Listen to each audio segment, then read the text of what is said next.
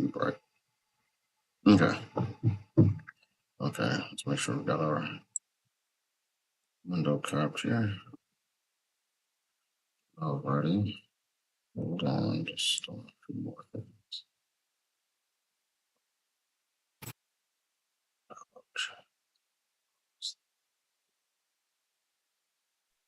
Jesus. So here, small, get in there. That's good enough for me to be able to see. Okay.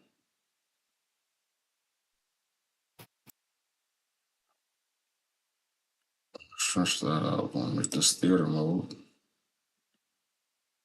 Gonna move this right over here and move it up here, right? Decent size. Gonna scroll down a bit. Joe Rogan Podcast, check it out. The Joe Rogan Experience. Train by day, Joe Rogan Podcast by night, all day. Did you see Hochul, what she said, that young black kids don't know what a computer is? Did you see her say that? No, I didn't see that. Oh my God! And all these dudes did these hilarious videos where these young black guys like got around a computer and they stared at it and bit it and took it. Dude, there's like it's like an age thing too, because that used to kind of be the line that like liberals would say, you know, the problem with black kids is they just don't have any role models. They've never been exposed to this. But that's just totally not true anymore. And sometimes now, because they're from a different generation, they'll still say that. And you're like, have you been around black people lately? But saying young, poor black kids don't know what a computer is so crazy. They've got one in their pocket. Awesome. All right. It's such a dumb thing to say. It's amazing that you could say something like that and be the governor of a major state. Don't even know what the word computer is. Oh, they don't. It's like that whole horseshoe theory thing, to where like.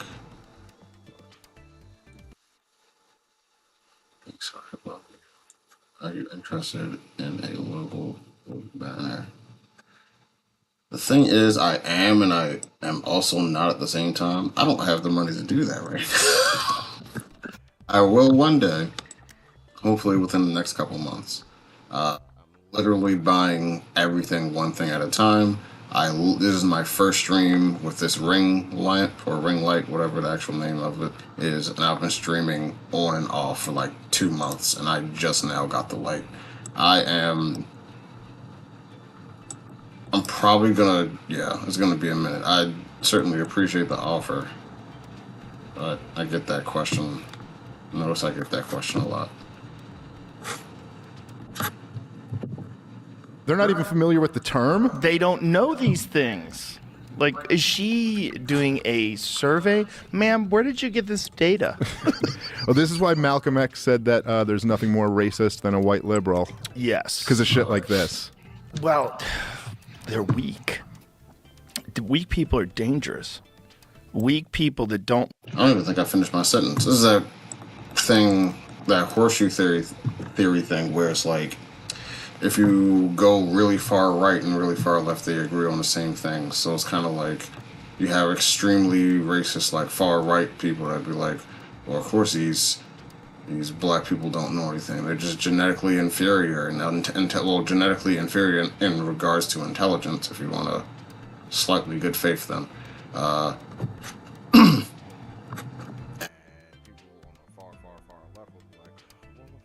They're stupid and, they're idiots. They don't have access to these things. Of course they're stupid. So it's just like, y'all both think we're stupid, but just stupid for different reasons, Like strength are dangerous. They're dangerous because they want to suppress everything. That's what's spooky about it. Weak people scare the shit out of me, more than even like totalitarians do sometimes, because they eventually become totalitarian. It's like the bullied become the bullies. They want payback. But it's just that weak liberal men are, to me, they're so detestable. The weak ones. I mean, there's some intelligent, brilliant.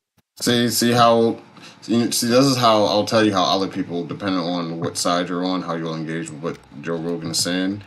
There is something super fucking cringe about, like, let's just call it what it is, like the soy, the beta, the actually type of, you know what I'm saying, liberal people. But, like, not every single person who thinks, like, we should have universal healthcare is crying about minorities at the same time. Like, it's, I wouldn't fall for the hype of, well, everyone is all one way, because if someone did that to your side, you'd be like, hell no, that's not true. But, you know, it is a little cringe. Brilliant liberal men. That's their philosophy. And I think if you're not exposed to the pitfalls of liberalism, if you don't see what happens to your state when those policies get enacted, specifically when things go south, if everything was going great, like... I hope there's a good distinction between liberal and socialist or communist, because those are not the same things. No one gave a shit who entirely the mayor two of different Los Angeles things. was in 2015. Because everything was great. Right. You know? It was like there was no problems. Obama was president. The economy was doing good. We weren't at war, really. Kind of we were, but it wasn't affecting us. Right. Well, there's something on that topic of, like, the weakness of modern liberals. I was in, like, late last year, I was in San Diego, and I haven't been to... I mean, I've been to L.A. a couple times, but much less than I used to go, like, when you were out there. And I haven't been to San Francisco in years, but I was in San Diego, and it's like, you know, you've been there. It's like a beautiful city downtown, and where we were, it's a great comedy club, the American Comedy Company down there. No, Great club. Great club. Love that place. And I'm like downtown, and we were going, me and my buddy Rob Bernstein, very funny comedian who's with me on the trip. We're like walking around at the great restaurants, really nice little but then there's just blocks that are taken over by these homeless encampments. Yeah. And right next to them, it's like all these young professionals and these nice restaurants in this nice city. And I was just thinking about that. Like, how are all of the men here so weak that they won't just kind of like put their foot down and be like, hey, no, we're not going to put up with this. Like, we're not just, it's almost like this, like, niceness has taken over to the point that you can't even defend this cool city that you have here. And I'm not saying, like, bash the homeless people with clubs or anything like that. I'm just saying, like, why are you allowing this to happen? And it is, like, a profound weakness that, well, we'd feel like bad people if we were to say, we don't want junkies covered in shit right next to our outdoor dining. And you're like, no, that would just be reasonable. Well, what they need is a reasonable plan to help these people. If you really care, you got to do something. Like, you can't just let them exist everywhere. And then in San Francisco, the most recent bizarre one is they're going to give them alcohol. They're going to give money in alcohol. What is it? Are they giving them actual booze, or are they giving them money to buy booze? Help me out. Like too low. Because it's just so San Francisco. San Francisco is amazing. I lived there in the 70s.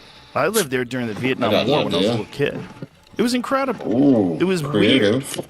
I'm sure. It was like it shaped the way I view things. Because, like, if I had grown up in, like, a very conservative environment with, like, my sensibilities, like my hard work ethic, and my belief that, you know, you get very fortunate in life in, like, how you're gifted things, like how you get lucky. Like, if you're beautiful, for instance, if you're a beautiful woman or man, what a roll of the dice. Sure. I mean, good Lord, did you kill it in the fucking genetic lottery? I mean, you can't do anything about that. You can't earn that. Yep. You can't go out and get beauty, you know? But after that, whatever hand you've been given, a lot of it is on you. A lot of it is on you. Yeah. Terrible things happen to people. Yeah. Violence happens, crime happens, disease happens. Yes, 100%. Misfortune happens, 100%. We're all, anyone listening to this right now is lucky you can hear.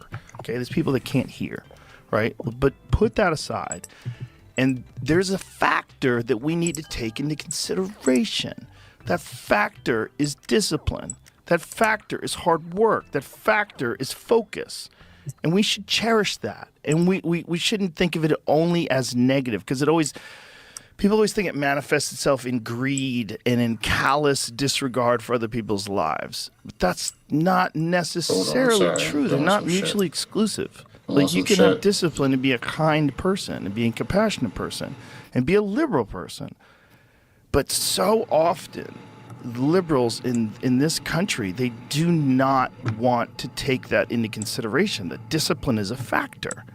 Conservatives always value discipline. They value hard work. That's why when they want to sell shit.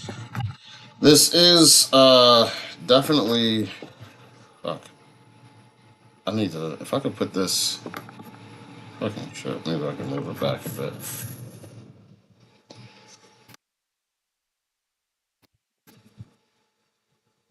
Yeah. No, that makes it worse. We're going.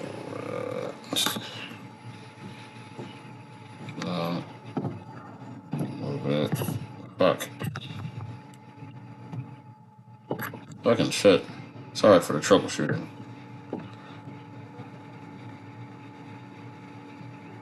There we go. Yeah. So it's somewhat true. Well, somewhat it is true, but there's an aspect of like, depending on if you get a conservative one-on-one and ask them, hey, what do you think about systemic factors or factors outside of your control? They almost, a lot of them just be like, it don't exist, which is weird. They go straight up and just not even acknowledge that. We're like, oh yeah, it's true, and then they'll just like hand wave it as far as like it being able to impact. It's like it can have an impact, but it's like sure, but anything, if that's the case, anything can have an impact, and at the end of the day, it does come down to you. Then just say we shouldn't focus on any issues. Then we shouldn't focus on fixing anything technically, depending on how far you want to. I'm on my journey to becoming a affiliate with him. I need your help in drawing this show business. Go to affiliate.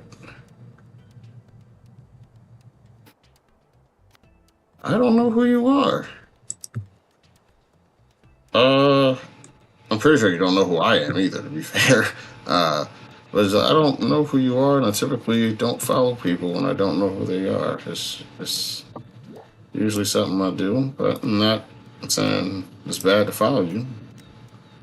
I just have no information. But yeah, there are quite a bit of fucking liberals, especially like progressives, who will be like, 100% of how I was going to turn out is based on the circumstances around me. And it's like, it's not 100%. It is like my dad, when I think about it, was someone who made it out of a really bad spot. So it's just like, and I think like compared to what he grew up in to what he is able to give to his kids, I would say he was pretty successful in that regard. So it's like he moved up, and that was all on him.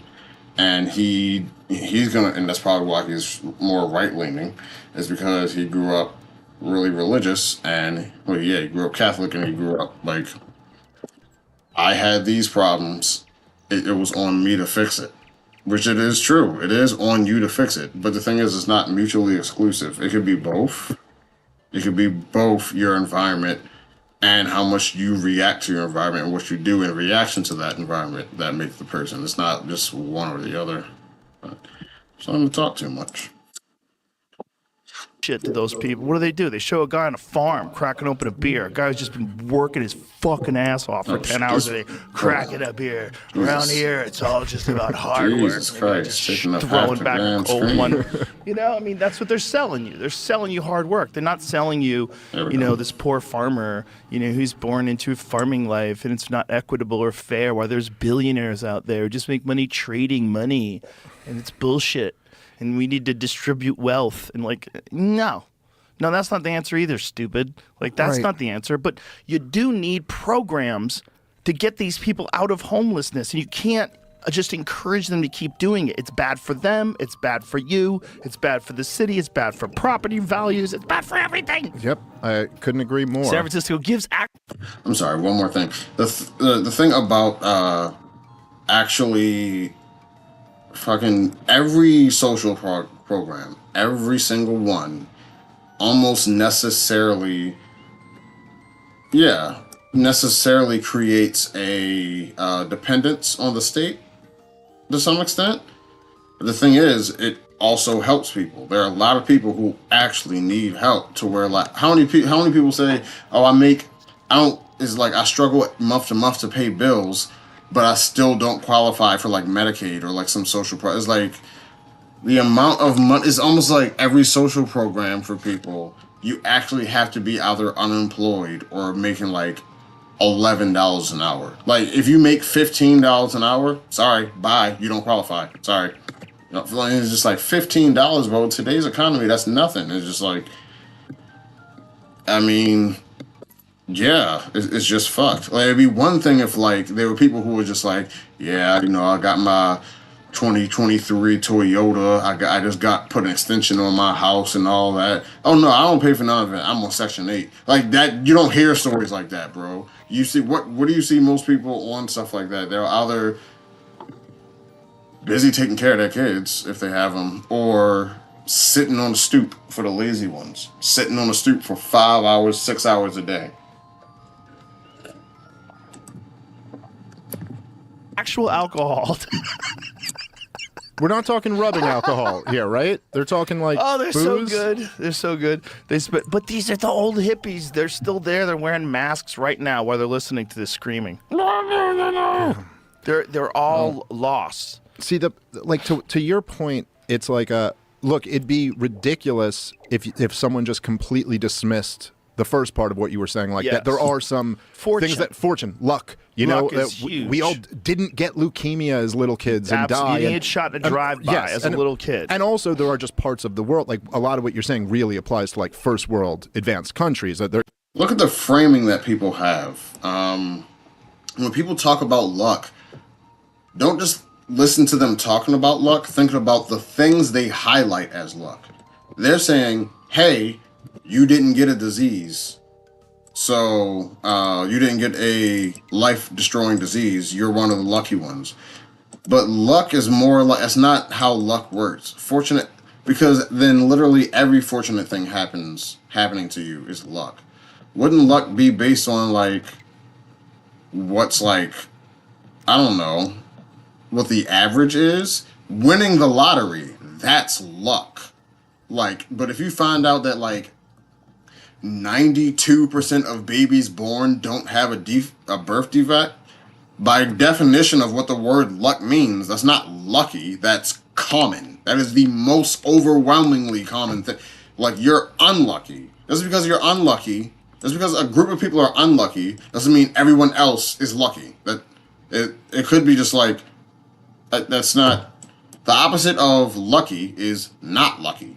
The opposite of unlucky is not unlucky. That's not, why wouldn't they be like, some people are born with a silver spoon in their mouth? Why is that not the first, or at least say both? Some people aren't born with leukemia, but some people are born with a silver spoon in their mouth. Like, give both. Don't, it just lets you know, like, it gives insight into where their paradigm is, how they're thinking and viewing about the world. If you come from worse things, you're probably going to look at, well, I was born without any diseases, so at least I'm lucky there. But if you're born with a silver spoon in your mouth, saying, oh, you were born with no diseases, it's just like, okay, so I'm just like all these commoners. That like, both are true. Yeah. You could be in a country that's just a war-torn third world country, and you're screwed no matter what you do.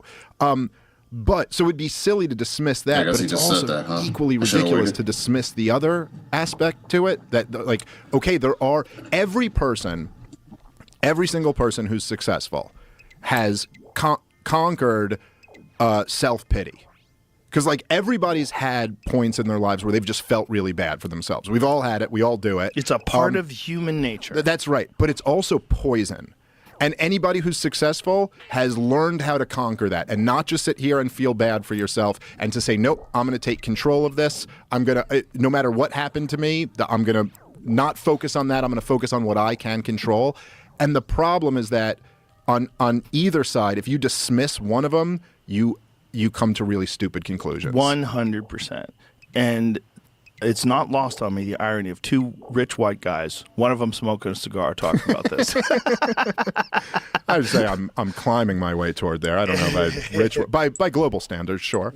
Bro, you're fucking killing it. By Shut global your mouth. standards, I'm on Elon Musk level. I mean, That's I'm true. poor compared to Elon. That is true. You are broke. I'm Do you so think- broke. Do you think he laughs about you, like when you're not there? Yes! He's like, That he poor goes- little bastard. He goes, I got Rogan How do- coming over to the house. Put how away does the he good eat? china. He goes, oh God, the Rogans are coming. There's levels of people. I'm friends now. This is a bizarre thing to say with multiple billionaires. Yeah. I know multiple guys that are billionaires, That's not surprising. and they're very nice people. They're very nice, and I can see how it happens. But You you're just- also friends with the cool billionaires. yeah. You know, like Yeah. you managed to find the cool ones. Well, Elon's the coolest. He's my favorite billionaire. That dude's wild. He's a wild boy. I will buy Teslas as long as they sell them, just to support that dude. Just to keep Twitter going. And they're dope.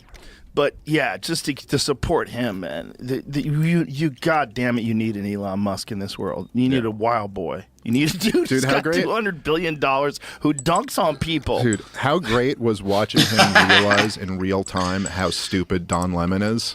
Oh my god! Like you could actually see on his Yeah. face Oh my as he's God. asking the questions, and he's like, well, if you lower standards, then you're going to get more incompetence. And Don Lemon's like, so you're saying black people aren't competent? And he's like, no, that's not. And he slowly starts to realize, like, oh, I have 80 IQ points on this guy. It's not just Like- that. Well, it depends on what the fucking question is. Like, if your thing is, I don't like affirmative action because it hires or selects for people that did not meet all the qualifications. That's fair. If you think we're swapping quality over quantity and that makes you uncomfortable and you don't like that, or that you see long term, if everyone enacts that policy over time will destroy this system or this institution, fine. That makes sense. But if a black person and a white person, let's say there's a pool of 1,000 candidates and 600 are white, 200 are Asian, 150 are African, and 50 are black, just to keep it simple. If affirmative, and they all qualify as doctors. If affirmative action means, well, instead of hiring white person 327, 28, 29, and 30, we're going to hire black people 5, 6, 7, and 8. Are they both qualified? That the real question is, let's say you have 1,000 people to choose from, but you want to get more black people in there, but they're just as qualified. Then is it just as easy to write it off? No, but you're most likely not going to engage with that point because that one is harder. You can still engage with it. You can still come out on top, but you're not going to engage with it because that's harder to do. There's more critical thinking there. He said a very important point. He said that Don Lemon was doing CNN outside of CNN. Yep. And you don't have to do that. You just That's true, don't, too. Nobody wants that I anymore. say you have to do can't that. do that. It's not going to work. It's not going to work. But more importantly, you shouldn't do it because it's not good for you. Just be a human. Don't be this thing, this journalistic probing bullshit thing that's trying to spin a narrative. Actually, But have a everyone's conversation with spinning this a human. narrative.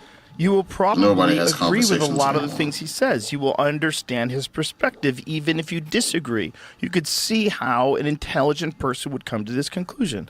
This is how we can talk to each other now. We don't have to be confined by these 5-minute segments where you have producers and executives that are pushing an agenda that's on a network that's run by a bunch of huge fucking corporations that have a vested interest in swaying the narrative one way or the other. You don't have to do that anymore. Yeah. That's not necessary. It's bad for people. It's bad for humanity. It's a bad way to distribute information. It is literal propaganda, whether you think it is or not. Oh, dude, I've done like a fair amount of like cable news shows, and they'll do these things where it's like a panel, and there'll be like 3 people on the panel and the person hosting the show. And nothing against, like, there's some people who I really like who I've been on their shows, but it's like you're trying to talk about the most important topics, and everyone gets 20 seconds. It's so ridiculous. I want you to imagine a scenario. Imagine this scenario where Yeah, that is true. COVID breaks You out. can't actually talk about shit. And There's not enough for time. whatever reason, the mainstream media is saying that we should be very careful about experimental drugs. and these journalists start bringing up all these stories about different drugs where you could see how they chose very specific tests and that some of their tests, some of their studies didn't go well at all, and they buried those and they're allowed to do so. And about how they've killed thousands and thousands of people with these drugs that they knew were bad for them. And if the journalists were saying this, but the podcasters were all going, you need to trust the science. Everyone should be vaccinated. Be vaccinated or you're a fucking plague rat. Imagine if the podcasters were calling the unvaccinated plague rats. Imagine if the podcasters were encouraging medical misinformation. But my point is, imagine the backlash right now where there's none coming their way. Yeah. There's zero. It's like everyone forgot about it. It all went away. Well, I'm debating We Chris would be Cuomo. in jail. I'll be debating Chris I know. Cuomo in a few days, That's the so setup. that'll be fun Bro, for that. we But dude, would be in jail. All these people that are dropping dead, all these people with strokes, all these people with heart attacks, all these people with what was the AstraZeneca thing that I sent you today? Yeah. What was AstraZeneca? They were saying that 11% of the people had an adverse side effect. And like serious adverse side effects. Yeah. But even as you lay out this scenario, doesn't it almost in some way be like, I don't know the veracity of any of these studies. All I'm saying is if the average person's definition of a well-tested vaccine is this amount of studies, we've studied this for like 10 to 15 years, our sample sizes have reached hundreds of thousands of people at this point, no matter what study you show with the vaccine, no matter what study you show, if it doesn't meet the standards of where every other medicine or vaccine has done before, and the amount of time that it was pushed on people to take it, and the layman's point of view, you can call it wrong or uneducated or whatever the hell, they're going to be like, okay, this is just as experimental as all the other things. Because if this wasn't a pandemic and it was like another vaccine, it would have, so you're saying it would have gotten approved in the same amount of time if there wasn't an active pandemic going on. It would have took, if any other drug that took this amount of time to go through and people felt skeptical, would that be reasonable? And if the answer is, well, yeah, you can't use while we were going through a pandemic, you are now unreasonable because you're less scared of the pandemic than I want you to be. That's not how it works. Okay. like it feels like that makes more sense. What would make more sense was that comedians like me and you would have just been saying the dumb thing and repeating it. Yeah. But the person in a suit and tie at CNN, I mean, this dude's a professional newsman. Like, he knows what's going on. They would make a very good argument for ending podcasts. Sure. They'd make a very good argument for prosecuting people, class action lawsuits, all the people that encourage these podcasters with their limited... You don't even have a medical degree, and you're on the internet telling people what to do, which is exactly what they did. They did, even though we were getting everything right. And now most of them will admit that we were right. Now when you see Chris Cuomo and Patrick Bet-David spinning it. Listen, I don't want to go too hard right now because I want him to show up.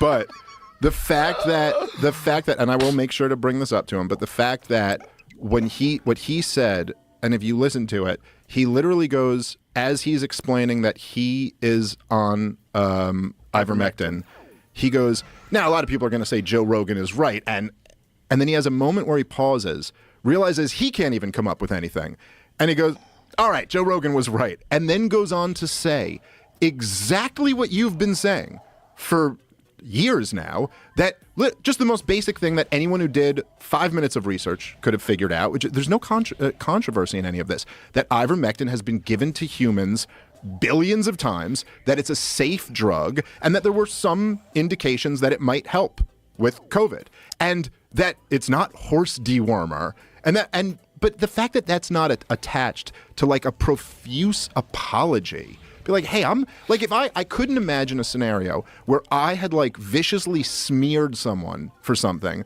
then realized he was 100% right and I was 100% wrong.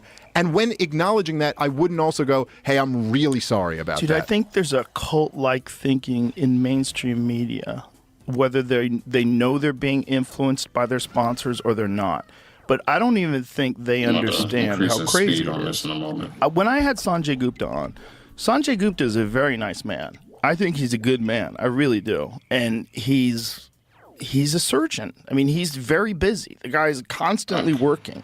And he comes in to give medical information and give this, lay things out for CNN. And I think he thinks he's doing the right thing. When they asked him to be on the podcast, I don't know what they thought was going to happen. I think they thought they were right. I really do. I think my guess, and this is just a guess, but I have been in that world a little bit. Like I worked for CNN for a year, and I've done a lot of shows on Fox News, and I've met a lot of people, and talked to a lot of people who work at CNN and Fox News. And my guess on it is that, number one, he had a book, so they want to sell copies of the book, and they know you have the biggest show. And so they're like, oh, this will be really good. And then I also think there's this thing where they all really do feel like we're the experts. And they know they're the experts because, I just got off the phone with, the chief of staff of the White House. And I know that, they're very into that kind of like that world where I've talked to everyone with status. And I think there's hubris involved where they're like, you'll be able to handle whatever a comedian throws at you. Like, you're a medical expert and he's not. But then you would just ask really basic questions, which my favorite was when he goes, so are you going to get the vaccine? And you were like, well, no, I just had COVID. I have natural immunity. And you were like, why should I get the vaccine? And he had no answer. And this was at a time when they were rolling out vaccine passports.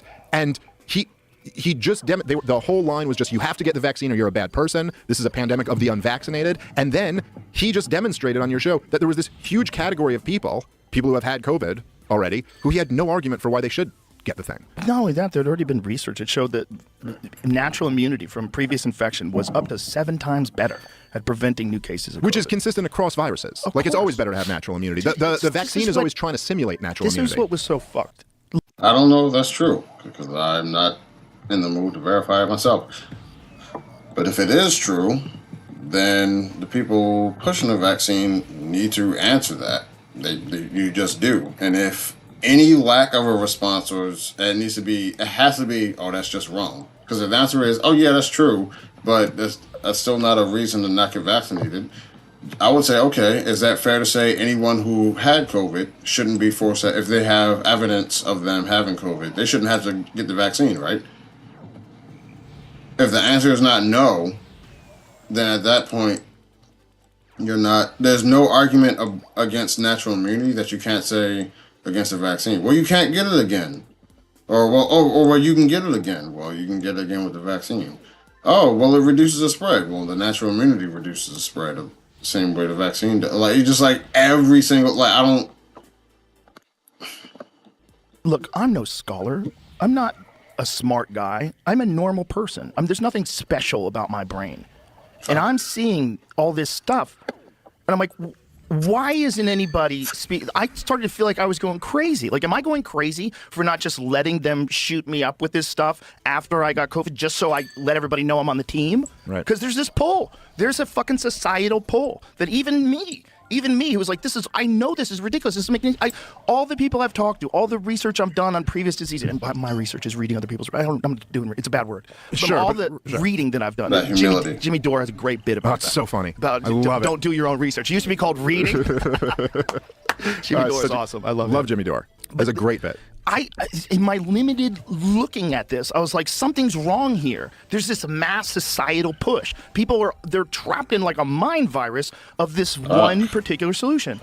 And Dr. Robert Malone laid what that is, like psychologically what happens when one thing is offered that seems to be the solution out of this existential crisis, this horrible situation that we're in. And anybody who opposes getting out. And you got to be on that side, all in. And you got to believe even in the pharmaceutical drug companies. And like, there's this weird, because we're weird social psychological creatures. I feel like left-leaning people did a disservice to where like, I just realized like the shit is like not even showing their fucking faces. Holy shit. Yo, where's my mouse? Alright, bet. Not even showing their faces. Not even showing their faces. Okay. Left leaning people did this thing where they were just like, um, millionaire and billionaire companies do whatever the fuck, right? And they'll do anything to get money. They'll lie, cheat. They'll hurt innocent people. All those things, right? All those. I've been hearing. They call them. They started off with hippies. It was these are socialist, communist, progressive, liberal, like all of these, right? COVID comes out. You need to trust 100. You need to trust them. They're the experts. Just because it's just like, wait, well, hold on, and someone's gonna say, well, we're talking about trusting the scientists, not necessarily the company themselves. Fair, but what about I remember there being multiple scientists coming out and saying like, hey, this I don't necessarily agree with this. This probably and it ranged. It said from everything that this is bullshit to this is just bad for you. Oh wait, those are the same things. This is bullshit. This is like it might be effective in fighting COVID, but it's has these deleterious side effects. And those I've never heard back during those times, you never heard someone say this person is vaccine critical, but they came up with some pretty decent objections to it. No, every single person that had objection to it, they were all crazy. Every one of them. It's just like, so like, what are the chances of that? Like, sure, it's possible, but every single person who has something to say criticizing the vaccine, they were all quacks. All of them. It's just like, bro. It's almost like I can't acknowledge someone having a good criticism against the vaccine, because if that ends up with less people taking the vaccine, that's ultimately worse. So that would be your best argument. It will still be fucked up, but that would have to be your best argument for those group of people that weren't just quacks. Fuck.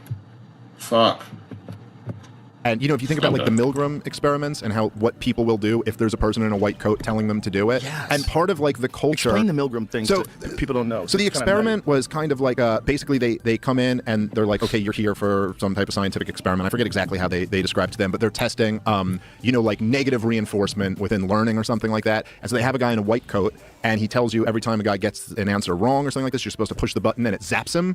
And they keep pushing the button, and the person, you can't see him, but they're like behind a wall or something, keeps hollering in pain, and it gets worse and worse and worse. And for the experiment, I think there were a few people who like refused after a while, but the overwhelming majority of people would keep zapping them until they seemingly died. Yeah, because they stopped hollering in pain, and then they would tell him to do it again, and they would just keep doing it because there's like an authority figure here, and this guy's got a white coat on. And they kind of, in these corporate media environments, and I don't want to I'm not discounting the conspiracy aspect of this, because I also think there are people within these agencies who are straight up like intelligence assets and know exactly what they're doing. But I think for the most part, it's like they create this culture of like, well, all the wise people who, by the way, you get to go to a cocktail party with this really like this guy with all this status, and he's the leading expert in this, and they all say this. So are you a respectable person, or are you like an outcast who doesn't agree with this conventional wisdom? Right. And people fall in line with that shit, man. Like they fall in line with it. They really do. Even people who really, really should know better. Yeah, but it's become socially their group too, and then you get influenced by the group socially. Well, one of the things I'm really interested to talk to Chris Cuomo about. And by the way, that's on Patrick Bet David's show on the 31st. But these guys, I'm kind of fascinated by the people in the corporate press, as much contempt as I have for them, because it's amazing to be working. You're working in this industry where, okay, before COVID, the corporate media had the lowest approval numbers since they've been keeping track of them. Like, what happened trust in media was had evaporated. There was the war with Donald Trump. That's really what it was. It's like social media was all controlled by the left-wing media, and the left-wing media was all in on this war against Donald Trump. There's a huge part of it. I mean, I would say the backdrop is the war on terror, the terror wars, getting all of that wrong, the financial crisis, not seeing that coming and kind of getting that all wrong. The weapons of mass destruction Yeah, thing. that's all that stuff, Iraq and Afghanistan being disasters. So that's kind of in the backdrop, and then you have the worst financial crisis in 100 years. So that happened. But then there's no question. All my critics of institutions and the news and populace, I should say. A lot of people, especially these in today's times, left-leaning people, give it like 40, 50, 60 years ago, it was left-leaning people. It's funny how that, like, it just changes.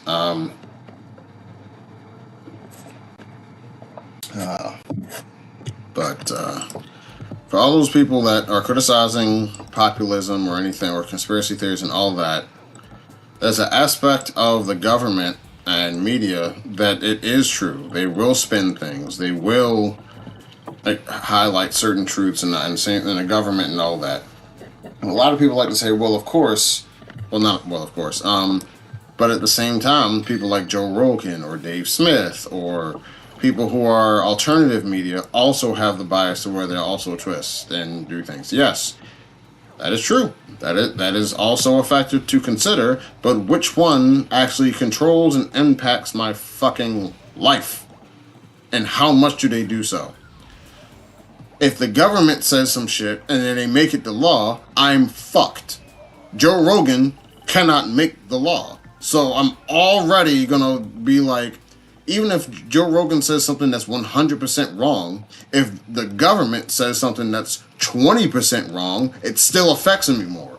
So it's just like you saying, well, they're both is okay, but who has more power over how I live my? I can listen to Joe Rogan, agree with him, and then still be like, do whatever the fuck I want, or disagree with him and still do whatever the fuck I want. I don't get that choice with the government. I don't get that choice with, broadly speaking. A lot of people say, well, every businesses are private, and I understand that. But if 90% of businesses are doing something, then the individual person no longer has a choice. Like just off of a numbers game, you don't have a choice. If 90% of businesses are doing something, especially by like threat from the fucking government, which is the government can also influence the businesses I decide to go to the point to where they'll make certain decisions that I'm now affected by because y'all said a lot, y'all put restrictions on them. Now it's just like Joe Rogan, Dave Smith, who else is alternative media? Cenk Uygur, Destiny, Dr. K, anyone who's in alternative media fucking doesn't have that power. So to compare them without that power differential is just wrong. You're wrong. It's inaccurate. I mean, and particularly not just the war with Donald Trump, but particularly the allegation of a conspiracy with Russia that they said every single day, all day for 3 years long. I mean, if you think about it, it's the big, if true, it's the biggest news story in the history of the United States of America. They're claiming that the current sitting president is guilty of treason. He was installed by a hostile foreign power who overthrew our elections in order to install him. It was quite a claim to run with 24/7. And then to find out after 3 years that we have nothing. Not like there's nothing, no evidence pointing toward this conspiracy even existing. So that their trust had already evaporated. But then after The steel man the other side, they'll say that Russia interfered with election, with the 2020 election, not 2020, 2016 election, and they specifically wanted Donald Trump to win because they thought Donald Trump would lead to destroying the country or be worse for the United States of America in the long haul. Not even depending.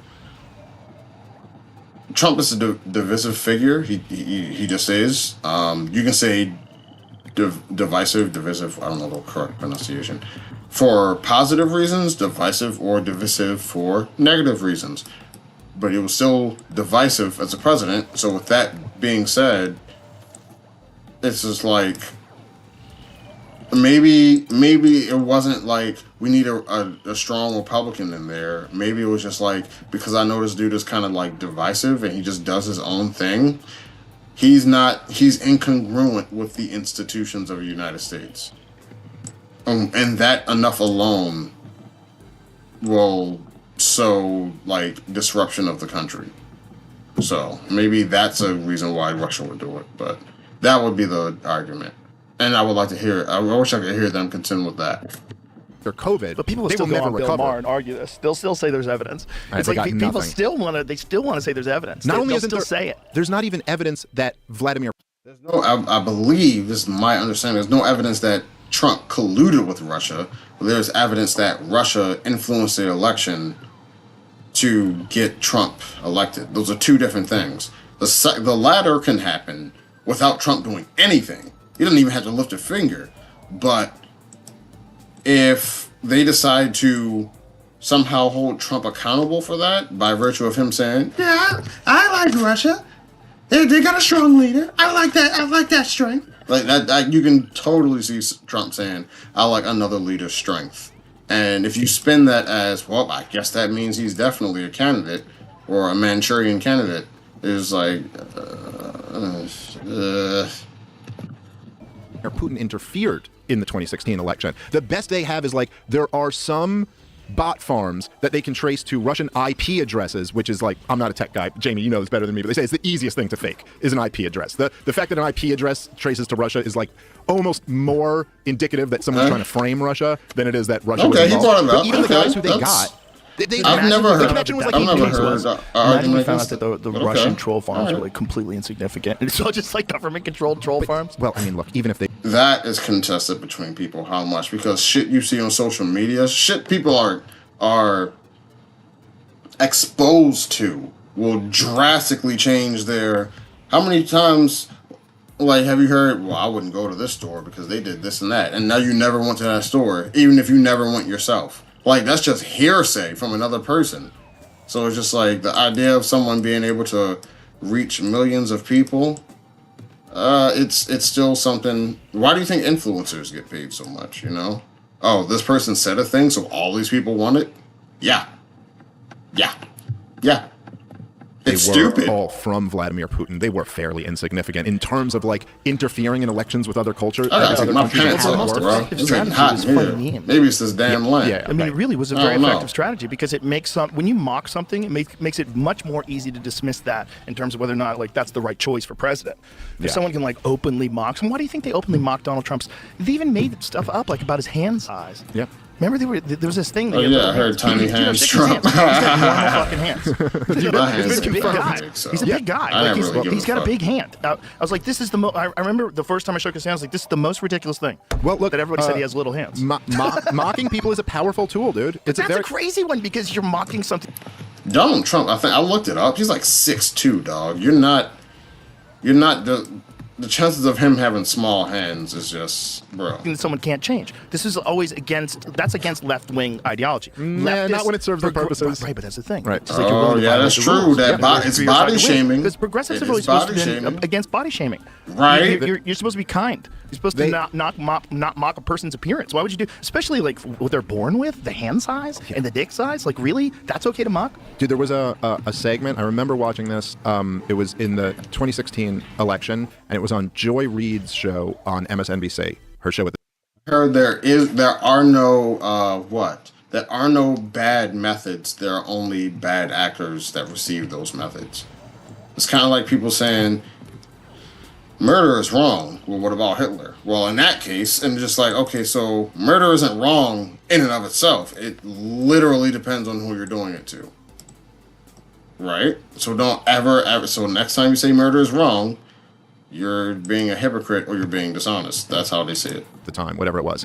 And she had a whole segment about like how sexist the coverage of Hillary Clinton was. And it was, every time they'll say she's shrill or she's this, but if a man was like that, it'd be this. And she went through all these words that have been used to cover Hillary Clinton and how they're loaded, sexist phrases and all this. And then at the end of her show, she has this segment called Who Won the Week?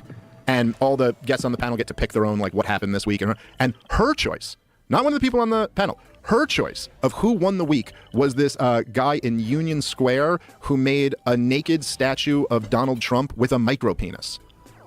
And was just like literally like just making a thing like, aha, he's got a little dick. And after, literally, her last segment was on the sexist coverage of Hillary Clinton. And then her next pick for who won the week was a guy mocking Trump for having a micro penis that he just made up and made a statue of. And she did not even like seem to see the contradiction in any of that. Like that you just said this. It's beautiful. It's fun. It's fun. It's fun to watch. I'm glad those people exist. They're fun. They're fun to watch because they're so ridiculous and they're so fake. And it's obvious that they're not really engaged. They're not really talking about it like a human. They're just propagandists. And that's the only way you can do that job. If you want to do that job, you have to be a propagandist. Or you have to be some sort of straight-faced Jake Tapper dude who just kind of like straight-faces everything. But if you want, you want to have the Joy Reid show. Yeah, you gotta go. You gotta go say for Joy it. Reid Yep. things. What was that one? She got in some bizarre argument with some woman recently. I think it was a transgender issue. Was that what it was, Jamie?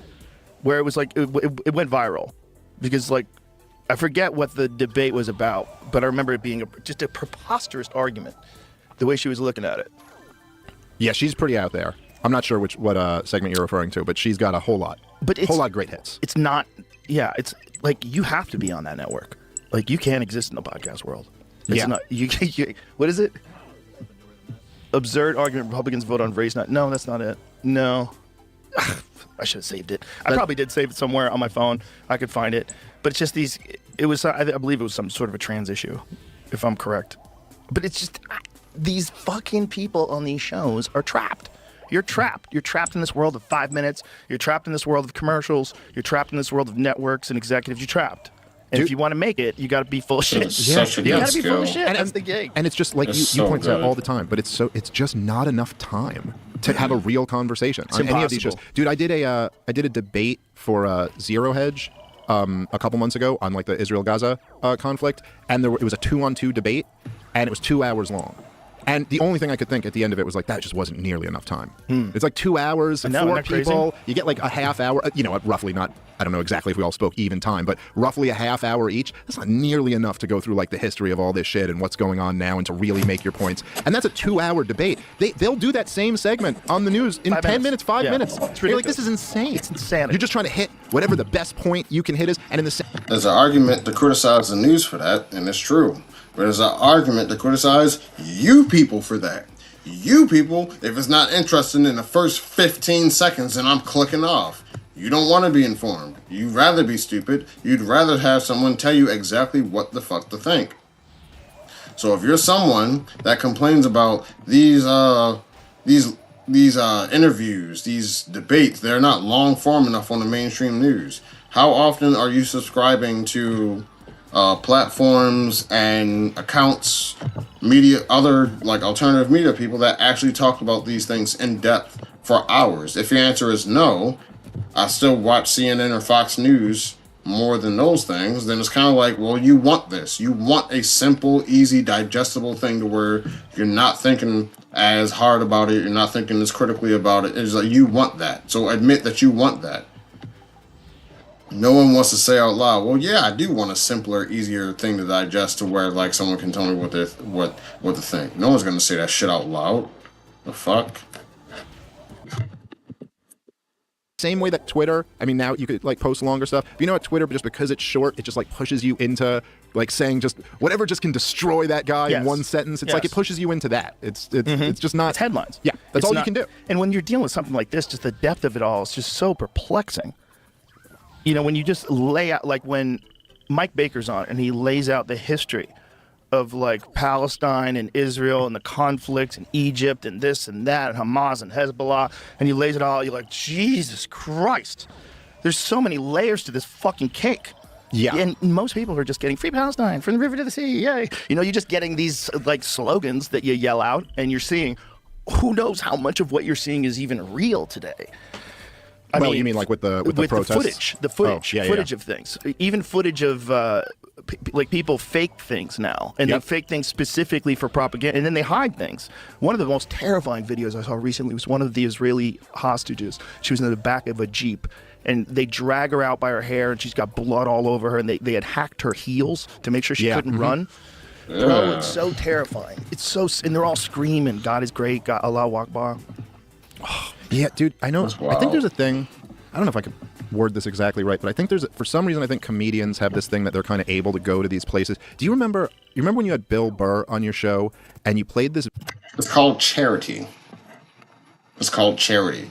People view when you view a comedian or a stand-up person or whatever the fuck, you look at them as, oh well, this person is a comedian. I'm not here, or they're not here to give me information. They're here to make me laugh. They're here to entertain me. They're here to make me smile and all of that. I'm here to have a good time. I'm not here to learn and be informed. So the bar that people hold comedians at are just way lower. But if you're a politician or someone in media or government at all in any capacity, then they'd be like, well, hold on. Yeah, I'm going to hold you to the higher standard because, it's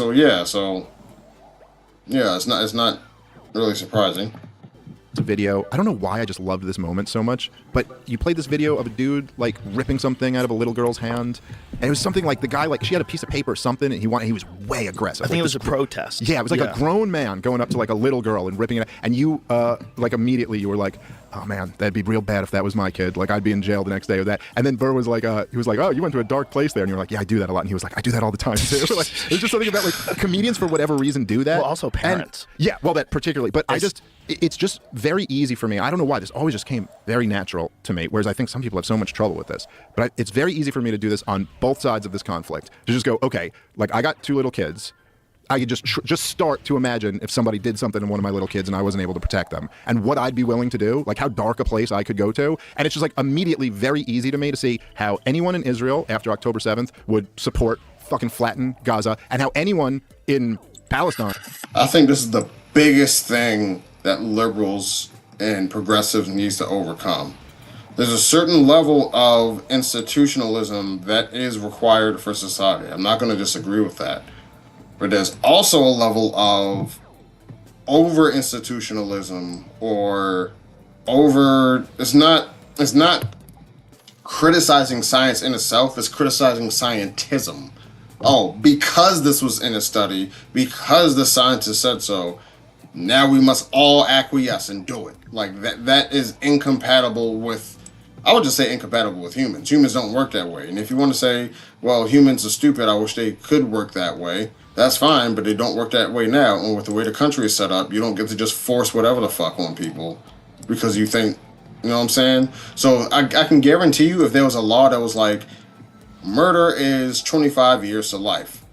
But if you murder someone and it was in a fit of rage because they raped your child, we're going to reduce your sentence by 80%. I feel like that would get like that would be like a majority of people would be in favor of that.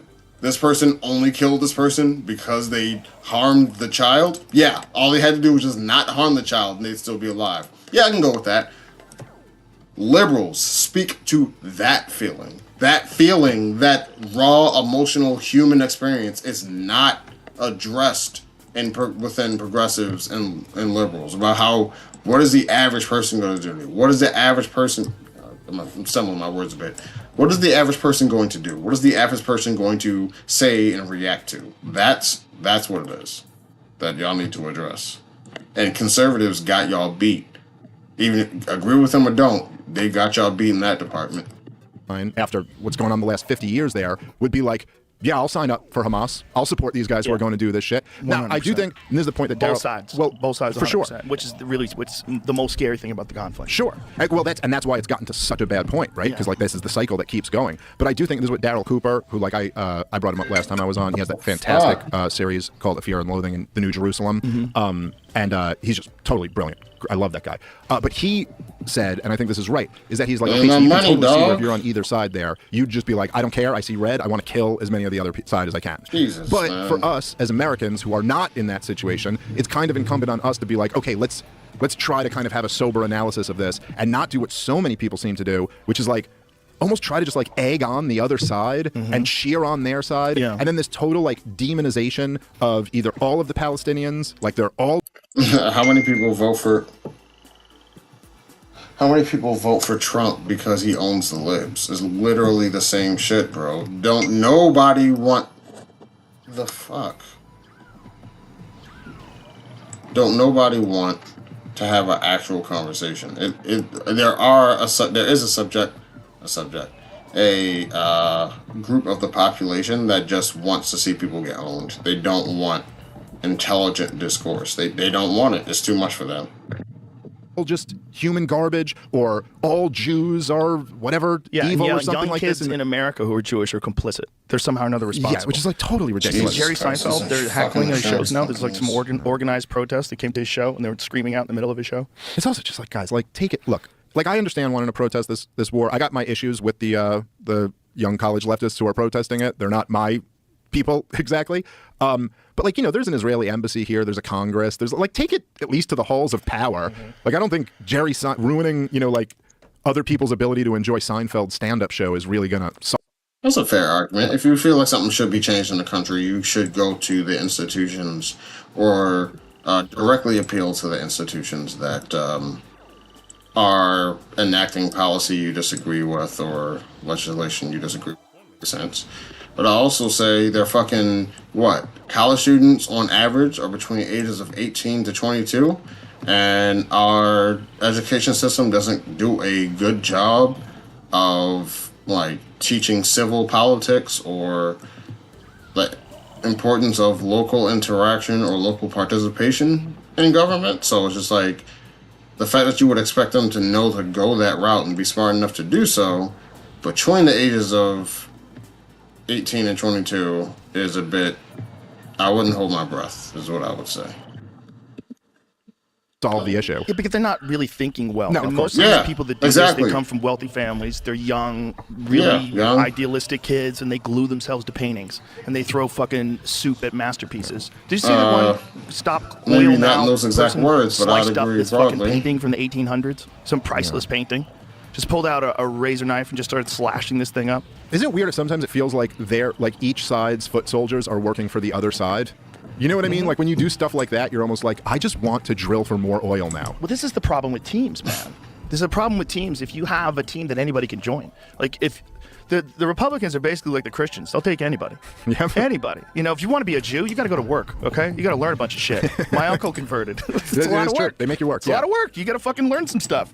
I remember I was doing this episode of Joe Rogan Questions Everything where I was talking to religious people of a bunch of different religious sects and religious scholars. And I was talking to this one guy who was a rabbi, and there was a woman there that was converting to Judaism. And I got to ask her questions about like how she's doing it and like how hard it is. And like, it's like getting your pilot's license or something. It's a lot of fucking shit you got to remember. It's like the way citizenship is, where like when you're born Jewish, like I am, or born an American, like I am, and you're like, oh man, I couldn't have passed that test. It's a good thing I was born into It's this a hard shit. fucking test, yeah. They really they make you work. Well, I think the Jewish one's harder than the American one. Yeah, probably. But the American well, one. these days you could just walk in. But But if you.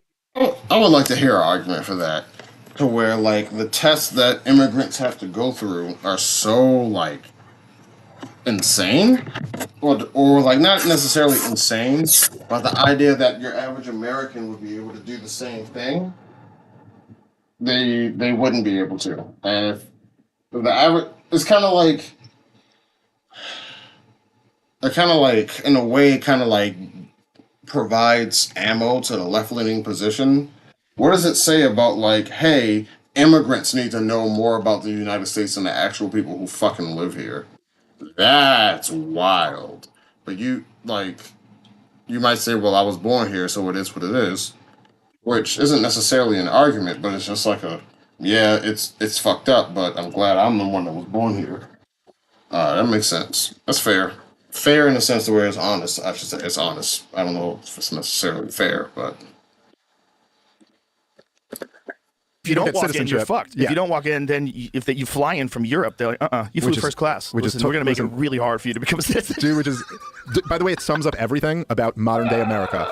Anarcho-tyranny. Yeah. It's just there's kind of like it's like you have the worst of anarchism and tyranny all in one. Where if you follow the rules, you get totally fucked, and if Yeah. you just ignore the rules, you get rewarded. The worst incentives. And everybody wants to be. I mean, don't people praise rich people for doing the same thing? All my businesses are actually, the headquarters is in this state with the lowest possible taxes.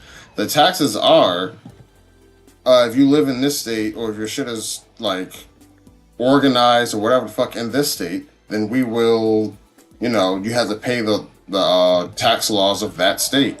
How many times do we applaud people for like, I got my shit in the Cayman Islands, I don't gotta pay for taxes like that. And it's just like, in some instances, when people subvert the rules, we like it. In other instances, where some people subvert the rules, we don't like it. Talk about that conversation and have an argument for, I think subverting the rules here are good, but in other areas, I don't. Why can't, see how we only talk about, in my opinion, this is surface level conversation. No matter how deep they're talking about, no matter how pervasive it is, the deeper conversation is what I just stated, but no one's going to talk about that. On a team. So if you have a team that's open to anybody, you're going to get the dumbest fucking people that are super enthusiastic about that team. Yep. And they're going to ruin everything. And they do it with everything. They do it on the right and they do it on the left. That's why I say my message is always reject the teams and come be a libertarian and lose with me. Just keep losing. Come and just enjoy losing. There's something freeing about knowing you're not going to win. They're the most reasonable people I talk to politically. Yeah. But it's also it's also the system is so deep, like you ain't getting in. Well, that's the real question. I mean, there's almost like figuring out what the solution is almost the easy part. And then actually figuring out how to implement it. Well, aliens have to land. They have to land. Literally have to land. Maybe you're right. Enough. Because we're like on our way to a kingship. Well, we're on our way. AI just has to be like, listen, we read all of the books in human history and we figured this out pretty quickly. That might be the thing that saves us and ruins us at the same time. Is President AI. President AI. President AI will be live. And there's a if it's on the scandal? blockchain, we'll know exactly if President AI is being influenced by money. Wouldn't it be great if AI just turns out to be as human as us and is just corrupted and they're like, President AI got a blowjob in the Oval Office and the power went to his head. He just started making AI whores. He's got to give a press conference. He's like, I don't know what I was thinking, man. I was pretty good until I got in there. The ring of power just ruins everyone. We are going to bypass biological needs, and we're going to do it pretty soon. It's going to be real soon. Regular sex is going to seem ridiculous in 20 years. We're going to be the like old school guys who are like, I want to see. I'm actually interested.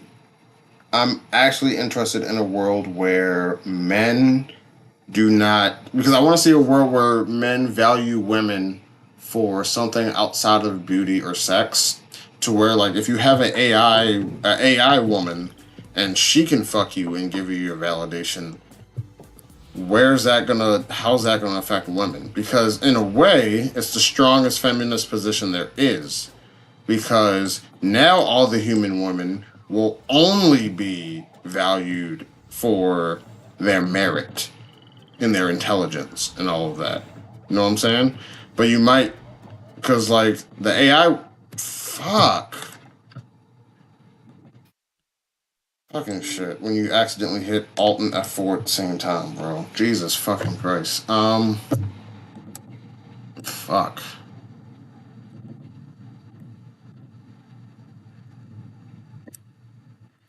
Give it a minute. I'm sorry. That was wild. It'll load up quick, but yeah, I want to see where men are in a minute. Where men are and where women are, because I personally don't know how much of male action is dictated by how much they want with women or pussy. I don't know. And I don't know, just historically speaking, how much women's choices are restricted or bound by the male society around them. So, yeah. Like, I still do sex the old-fashioned way with my wife. I And remember people are gonna be when like, I was what? in high school, we got hand jobs. These kids are fucking robots when they're 6. People are gonna be like, you have sex with your wife? That's insane, dude. Why are you doing that? What if you guys get diseased? Oh, People man. die from those diseases. I do think look, obviously, like I'm biased on the, like I have my own opinions on these things, Everybody does, right? but I do just think that one of the things that I've found kind of amazing, and I've thought this with some of the people who have come on your show since the last time I was here, is the way that people can defend what Israel's doing in Gaza does kind of blow my mind. It blows my mind too. Because it reminds you that it's like, you're like, oh, okay, look, throughout all of human history, right? I'm not saying there's anything unique to Israel, like that they're the only ones to ever commit atrocities, or that they're not dealing with atrocities committed to them. Super standard in Sure, terms in of some like sense, world yeah. wars, in terms Yes. of like Dresden. Well, and- yeah, but that's the thing. If you That is a position that is true. That much is true. There is a status quo bias in the world where it's just like, especially in the United States, where if you live in the United States, you haven't experienced war times like that. In today's time, the last people that even experienced that was like during World War II, and a lot of that fighting went on in a different part of the world. So it's just like, we in the United States, when did World War II end? 1945? And what is it? It's 2024, almost 80 years. So if you were born in 1945, you are, what, turning 79 this year? And that's the end of the war. turning 79. If you were enlisted in the fight, you were what? Considering you can join the army at 18, you were at least 96 years old. At least not. We are no longer, the people who were alive during that conflict are no longer around. Or like within the next 10 years, they'll all be gone. All of them. Within the next, by 2035, everyone who participated in World War II will be dead. That is a fact. So it's just like, when you live in the United States, it's kind of like you lived in nothing but peaceful times. You don't have to deal with your country being attacked. You don't have to deal with, it probably would have happened more if the United States wasn't across the ocean, but you don't have to live with that. And that type of living, that type of luxury, that type of, to trigger my conservatives out there, that type of privilege, it was American privilege, that like it'll skew your ideas. It'll skew like how you view things. So it's just like when you see Israel doing something, you're just like, well, I know what it's like to never, ever, ever, ever deal with any type of war thing around me. The fact that other people can't move, can't leave the country, can't vote for shit, can't have a free, like, are getting bombed every day, don't know what they have to survive. That thing, like, you're gonna have to, Israel and people who are, I would just say Israel sympathizers, people who agree with Israel, whatever the fuck, are gonna have to do a much harder fight to convince people otherwise. You're gonna have to do it way harder than, yeah. Compare it to the worst things that have ever happened in the history of the world. But I'm just saying, throughout all of human history, there's been atrocities and there's genocides and ethnic cleansing campaigns and slavery and all. But at every single point, there was someone there willing to rationalize it. You know, like someone there who'd be like, no, listen, this is what we have to do because otherwise this. And it's amazing the mental gymnastics that people can come up with to justify something that is so clearly on its face just horrific. But I think the difference is back then, your understanding of it was much more limited. Yeah. You weren't watching videos on it. They true. didn't exist. If you saw it on television or in the movie theater, it'd be a small clip that was played, and it was played before the film, but everyone knew that the reason why we're here is because people went to war and won. Or you escaped a war-ravaged country and you came to America. Everyone knew it. Everyone had an understanding of that.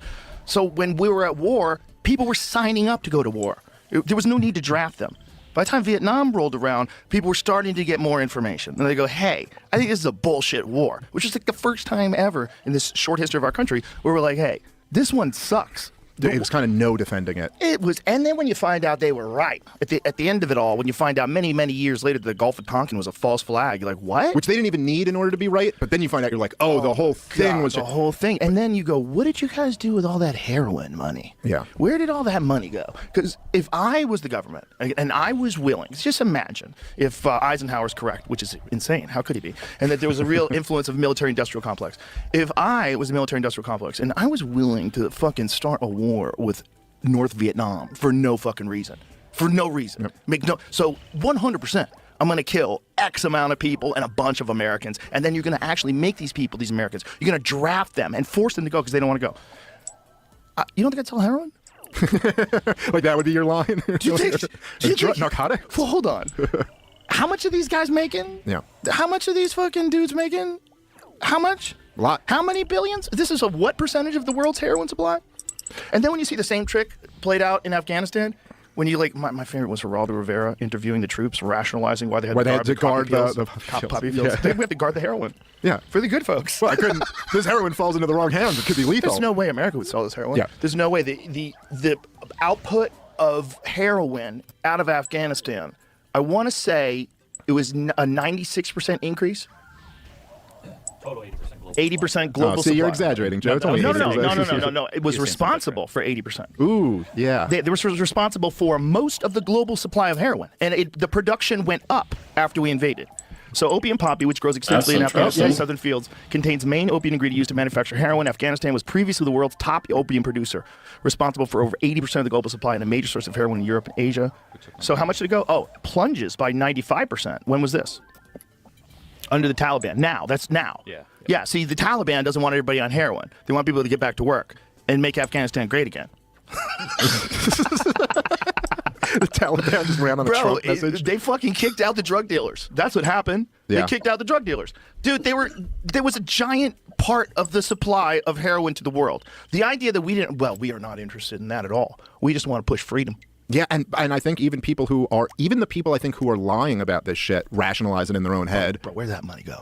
Yeah, well, that's Where'd all that heroin money? Well, I know I was listening to the Mike Baker podcast you had on where you were talking about the money in Ukraine and where it went, and he was like, no, we don't really know where that. I thought one of the funniest things about that I'll tell was you where that some of it goes. Well, that's for sure. I think that's for sure. Yeah, The I can Taliban, do that. it's not our tax dollars have 100% paid for some cocaine. Oh, Even crooked cops will like take money, take drugs, and do them themselves off of like criminals they pull it off of. It's not like it's like yeah. The Taliban's successful opium ban is bad for Afghans and the world. It's got $10 million, Narcotics y'all. victory, in and will have game negative versus economic and real life. humanitarian consequences, potentially leading to a refugee crisis. See- Unlike us leaving in the middle of nowhere, allowing the Taliban to kill all the people we worked with. But you get my point about how humans can rationalize Yeah, anything. Like they that's could just come up with propaganda. Yeah, That's well, propaganda. yes, of course. Oh, But there are, fuck. yes, that's Oh, true. That's also fuck. true. But even people who are like, I mean, I like. Look, Damn. I thought. The only way you could say that what that guy made sense is if you're advocating that heroin should be legal. Yes. But If you're advocating that heroin should be legal, and this is your full perspective, okay, now I'll accept it. But if you really think that heroin is a scourge, and if you really do appreciate that 100,000 people died last year of opioid overdoses, 100,000 is a real fucking crisis. Yeah. If there was a disease killing 100,000 people, we would freak the fuck out. Well, look, I mean, I do think there's a strong argument for legalization, but there's also a difference between that and the government kind of like sponsoring Damn, this the has trade of 90%, it. 90% of heroin globally, and more than 95% of the European supply. More land is used for opium in Afghanistan than is used for coca cultivation in Latin America. Bro, you don't think that has something to do with it? Am I silly? No, I think it's insane to ignore that. I mean, like, Where's come on. that money? Yeah. Where's Well, that money? so I was going to say, dude, Rand Paul, I thought this was so funny. It was during one of the rounds of aid to Ukraine, and Rand Paul stood up and said, look, we don't know where any of this money is going. If we're going to send them this money, can we at least have an inspector general so that we itemize like where all the money is going? And it failed. The vote failed. Like even course in it failed. the That's Senate, communist talk. Yeah, like even in the Senate, they were like, "What? What are you talking about? Communist talk. We're going to know where our money's going? Nah, that's lame. Yeah, we don't just need send to it know. over there. Just send them that shit. Send them everything they need and more. And then, do you have one of their flags? You should wave it around. Yeah, and we'll provide Wave it the around flags. in Congress. We'll provide give the you flags. Don't We'll give worry. you flags. They're all uniform, same size. It's not like people bought them. I'm gonna go use the bathroom. But there's a level of, especially with the internet now, there's a level of transparency that the average American is now expecting. And if the government isn't willing to, or it'll like go against national security to do so, then they probably won't ever agree to those terms. And in which case, you will only embolden populism. I'll be right back after I use the bathroom. Jesus. Oh, shit.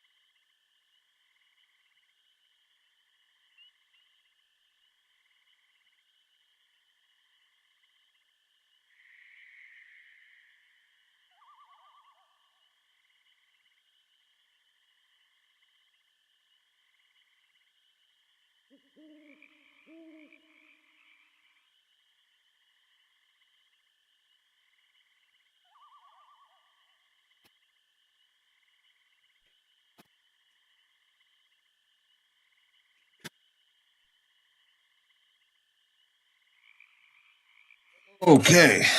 All right. Oof. Okay. Feels good. From different vendors. No, they all got it from the same. Well, they got a box of them. Hey, make sure you guys grab your flags. It's fucking bonkers. It's also just so the thing that's so wild to Fiesta. me is I know I that got Fiesta after, ticket. and I know I've talked about this, I'm sure, on previous episodes, but just after Let's 20 just years of the try terror it wars out, and take what a all those. disaster those were, and to the point that everyone agreed. John McCain wrote in his memoir that the war in Iraq was a mistake. That's how universally agreed upon it is. Which is that the war in, hilarious. even John McCain would acknowledge we got that one wrong. So, and it's not like anyone else is defending any of the other terror wars at this point. But then as soon as we kind of get out of them, we're not even fully out, but we're mostly out. We just get into these proxy wars in Ukraine and now in Israel that are clearly wars of choice for America. Like, we don't have to be They have involved in these. entrancing We're just still wink. deciding to continue this Yeah, war I might machine not going. do These last this, two are really bro. important. When they get done, we're done. Yeah, that's right. These That's right. last This two. is it. This is it. Right.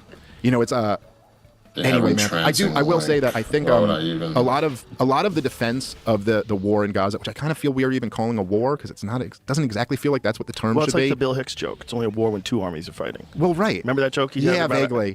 about Iraq? They said, "Oh, Bill, Iraq is the fourth largest army." He goes, "Yeah, but after number 3, I'm there's a able to big use drop the off." yo, He goes, "The Salvation Army's number 5." I'm not even. I That's a don't great wanna bit. Do That's a this great now. bit. Well, I Fuck mean, this. but, had look, some great but bits in the about the case, war. but in the case No. of Gaza, it's not even like Jesus there's not even a Christ. government. I mean, they're a stateless people who have been captive by the Wow, Israelis what a- since 1967. and so- then they're captive politically in their own country by Hamas. right, And then Hamas does do what this accusation is that they have their bases under schools and hospitals. They actually do that. yeah, I think it's certainly exaggerated at times by the Israelis, but there is no question that they are. Look, they're in this. Gaza is, dude, it's 5 miles wide. I know, it's crazy. Gaza, you know, like So little. you could jog from one side to the other without taking a break. It's literally I would take a break. way closer, way smaller than here to my club. Yeah. Now Yeah, imagine that. Imagine like an extra 10 miles. Yeah. That small tract of land in the last 5 miles is what's getting the fuck blown out of it. It is. It's. I think 25 by 5. So it's like a marathon by a jog. You know what I mean? Like that's Gaza. It's so and little. So, no, look. So I'm just saying part of this, and this isn't. I'm not like making any excuses. I mean, there's no question there have been incidents of Hamas like embedding themselves in civilian locations, but also, it's not as if they have a military or a government. It's not as if there's going to be 2 armies that meet themselves on the battlefield here. Hamas is essentially a gang in an Israeli prison that like rose up as the toughest gang there. And yeah, in such a densely populated area, that's the way, as they call it, asymmetric warfare is going to work. I do look, man, I took issue with like a few things that some of the guests you've had on recently have said. Like, I think all of this, a lot of times it comes down to framing. Like how you want to look at an issue, and particularly the people who are way behind Israel on this, I feel like always rely on this very strange framing, so they don't have to confront exactly what's going on, and they can kind of look at it in more of an abstract, removed way. Like when you had I'm sorry if I'm saying his name wrong, but Gad, how do you say? There's an argument to be had that when it comes to certain forms of analysis, you need to look at it in a cold, hard facts sort of way. You need to remove the human element out of it. Because if you maintain the human element of it, there's going to be a certain group of humans that will never, ever, ever be able to relate to it because their human experience tells them something entirely different.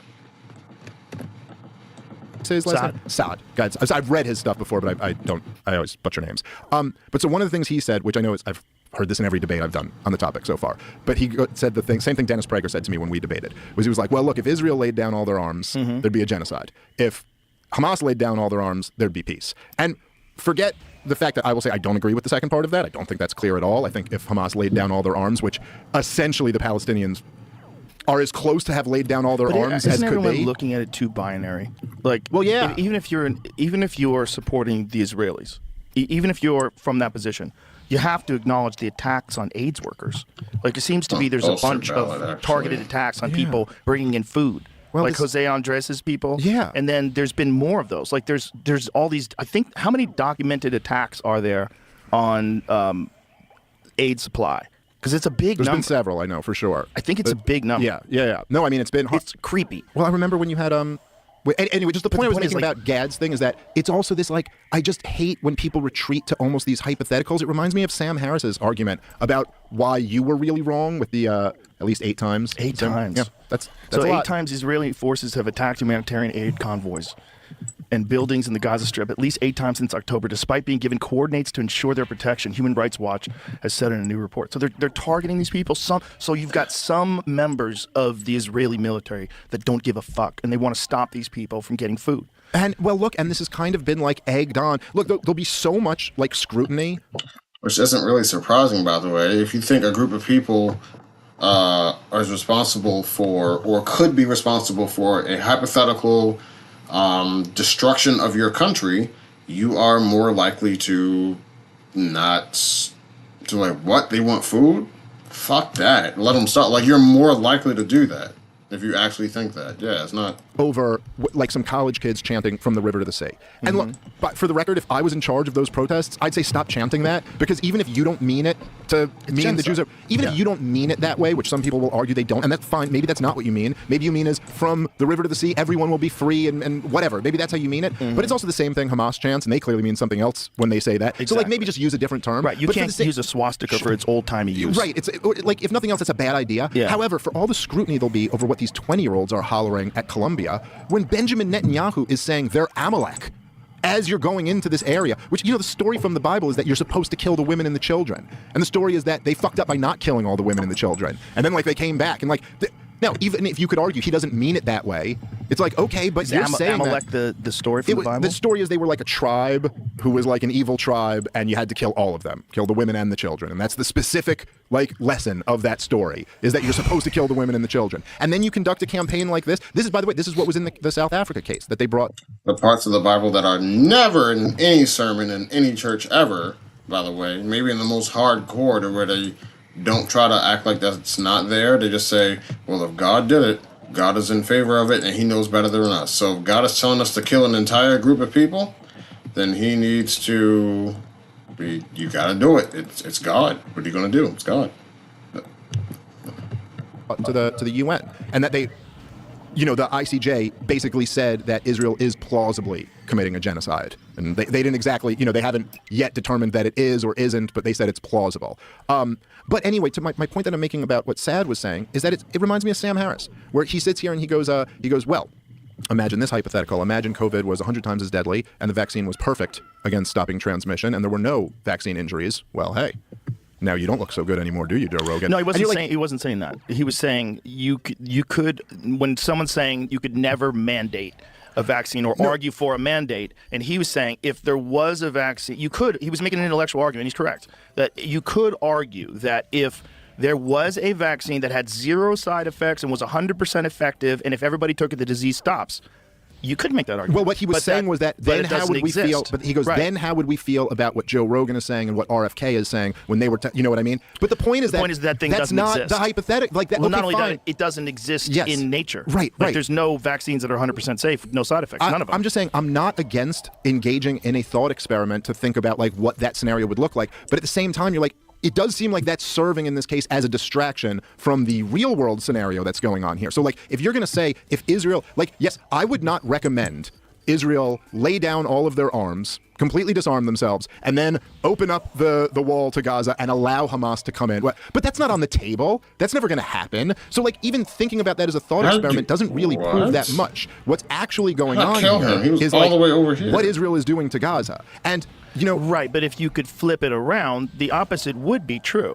Like, if Hamas did lay down all their weapons, and if they did completely give up, you're going to have some Israeli soldiers that do not give a fuck, that still want to shoot them. But for the most part, if there was nothing, if they completely gave up, which is also not going to happen, but if that did happen, you couldn't see a situation where Israel just continues bombing.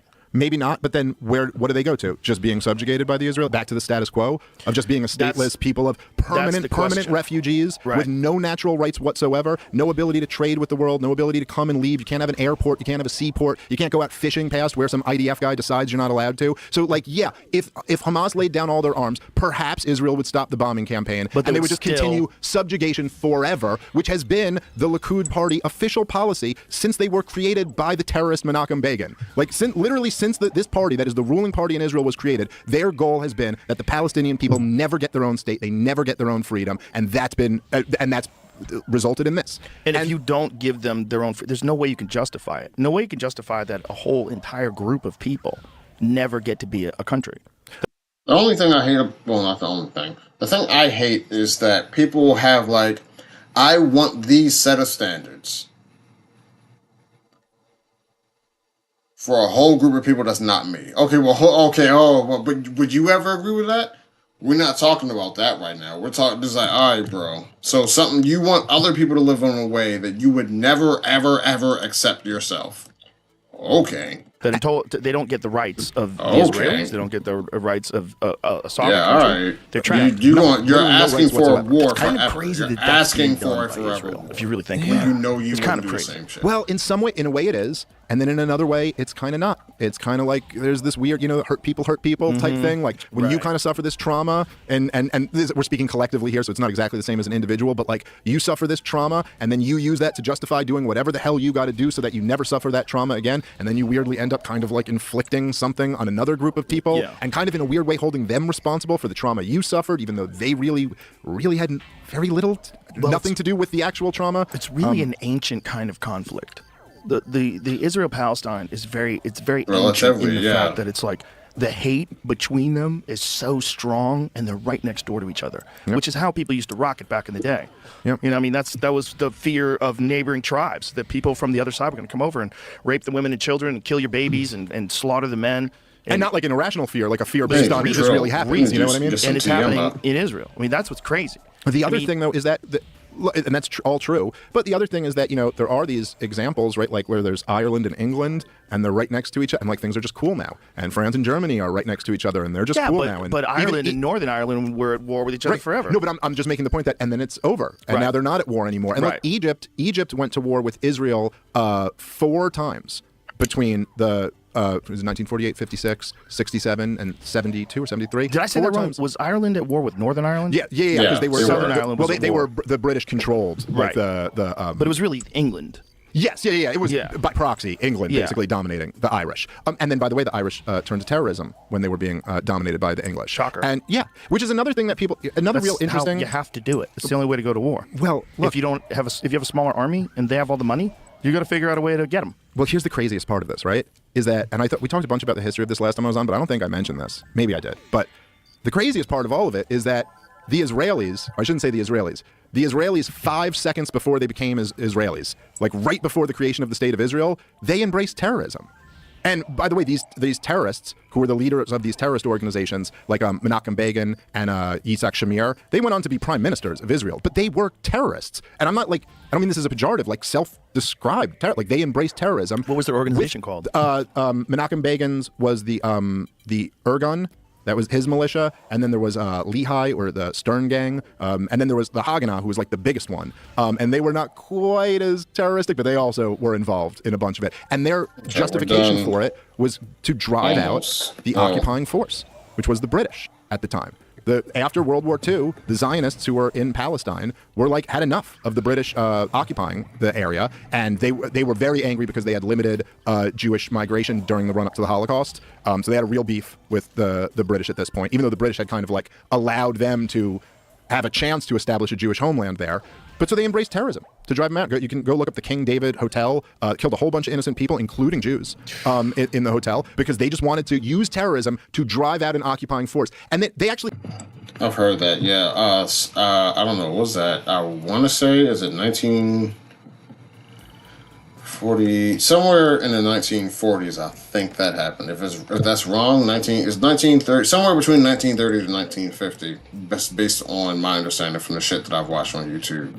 Full disclosure, there's a lot of Destiny content, so if you don't like Destiny, I understand why you would No, I don't understand why you would look at me as if I'm fucking crazy. I could have just got wrong information. But, yeah, that the Israelis pushed the British out during the time. Well, pushed them out, and I also heard that there was way too much fighting, and it was like too much on Britain to have that hold there. So it was like, yeah, bro, this isn't worth it. We're pulling the fuck out. So it depends on how you want to look at it. Introduced terrorism into that region, and many of the same tactics that the Palestinians went on to embrace were stuff that they picked up from the Jewish terrorists at that time. But then the same Israelis will turn around and be like, well, I don't know why these Palestinians have embraced terrorism. And like they're telling you it's for the same reasons, to drive out an occupying force. Now, of course, the major difference there is that Israelis came to stay, whereas the British were there, they had this was a satellite. They had their home country back in Europe, and they could be driven out. It's a whole different thing to try to drive someone out who's like, no, we're setting up our homes here. And there's more of us. Yeah, well, not that much. I mean, there's Palestinians and Israelis is pretty close if you count all of them. Well, you're also backed by America. Well, that's the major difference. Well, and that's basically my essential argument is that America shouldn't be playing this role. Well, and this is being argued out now. Yeah, it's being argued out because the fucking shit. I did it again. The same things that are going on, America had, this is the role, this is the thing, this is the issue. Americans, just American people, American voters, don't feel like the United States should be involved. We're more, there's more sympathy for isolationist views in the United States. We have our problems here. Why the fuck are we going to spend any time or money focused on another country when we gotta get our shit together? That's where my attack actually came out. That's where the opinion comes from. So it's like, fuck, what were they saying? Oh yeah, we shouldn't be backing. So, but there's also another conflicting point of view is there's going to be a world leader. If you want the United States becoming less involved in countries worldwide, okay, I understand that position. I can wrap my head around it. If you decide to do that, do you understand that we are decreasing United States power as far as becoming the world superpower? Some people will be like, oh fuck, I didn't think about that. Some people will say, sure, fine, I'm fine. I just don't want to be involved anymore. Yeah, I'm fine with that. Okay. There will be a world superpower. Full stop. Whether it's United States, whether it's China, whether it's Russia, there will be one. No matter how much you don't like that, there will be one. Yes, there will. Now your decision is, who do you want to be the world superpower? Do you want United States to be that? Do you want China to be that? Do you want Russia to be that? And after that decision, everything else becomes way easier. The United States shouldn't be involved. United States shouldn't be involved. Okay. China's going to be involved. How do you feel about China being the one calling the shots in that situation? Oh, you don't like that. Okay, well, someone's going to call the shots. Who do you want it to be? Oh, wow, now it's more complicated. Yeah, it is more complicated. Stop giving the simple fucking answer, the one where you don't have to critically engage or fucking think about it. Like, that's, yeah. This is a big point of contention now politically, right? Because the Biden administration is not giving the same amount of support to Israel that it was. They've been giving, basically, I mean, what's really going on is that Joe Biden, this is a disaster politically for Joe Biden, and something like, I'm looking at the polls recently, I think 50% of his base. Different Twitter followers. Because my Twitter feed seems like he's doing a great job. Really? Yeah, he's doing excellent. He's totally got it down. There's a lot of people that are arguing that. Did I send you jobs? I sent you his latest clip from a speech that new Biden just dropped, and it's the newest. Yes. The newest one. He goes, and by the way, it's not. He meant to say, I think, financial crash, but he said pandemic. But he said during the pandemic when he was vice president, Barack Obama sent him to Detroit, and you're just like, dude, what? Why did he send him to Detroit? Why would they send you to Detroit to deal with COVID? What? Now, I saw someone saying that perhaps it was the H1N1 pandemic, which did happen during the Biden administration or during the Obama administration when he was vice president. I think he was talking about. He would have probably said a previous pandemic. Yeah. The point is just that remember so back much. in 2009? He's out of his fucking mind. If it was occasional, people would let this stuff go. Yeah. But anyway, just to the look, I also thought, because some of these guys, by the way, had on your show, like, I like them. I'm not even like, like Coleman Hughes. I don't know him personally, but I like him, and he seems really smart. And I haven't read his book, but I bet I would love it. Like, well, you two together would be a fascinating conversation. I'll say Biden is extremely. Not sure. I don't know. Biden's on his way out mentally, if he didn't already step out the door. But I would say Trump is also on it. Like, these motherfuckers are in there. How old? Hold on. How old? I think Joe Biden's like 78, 79? How old is Joe Biden? 81. If he wins re-election, he will be. Well, Joe Biden was born before.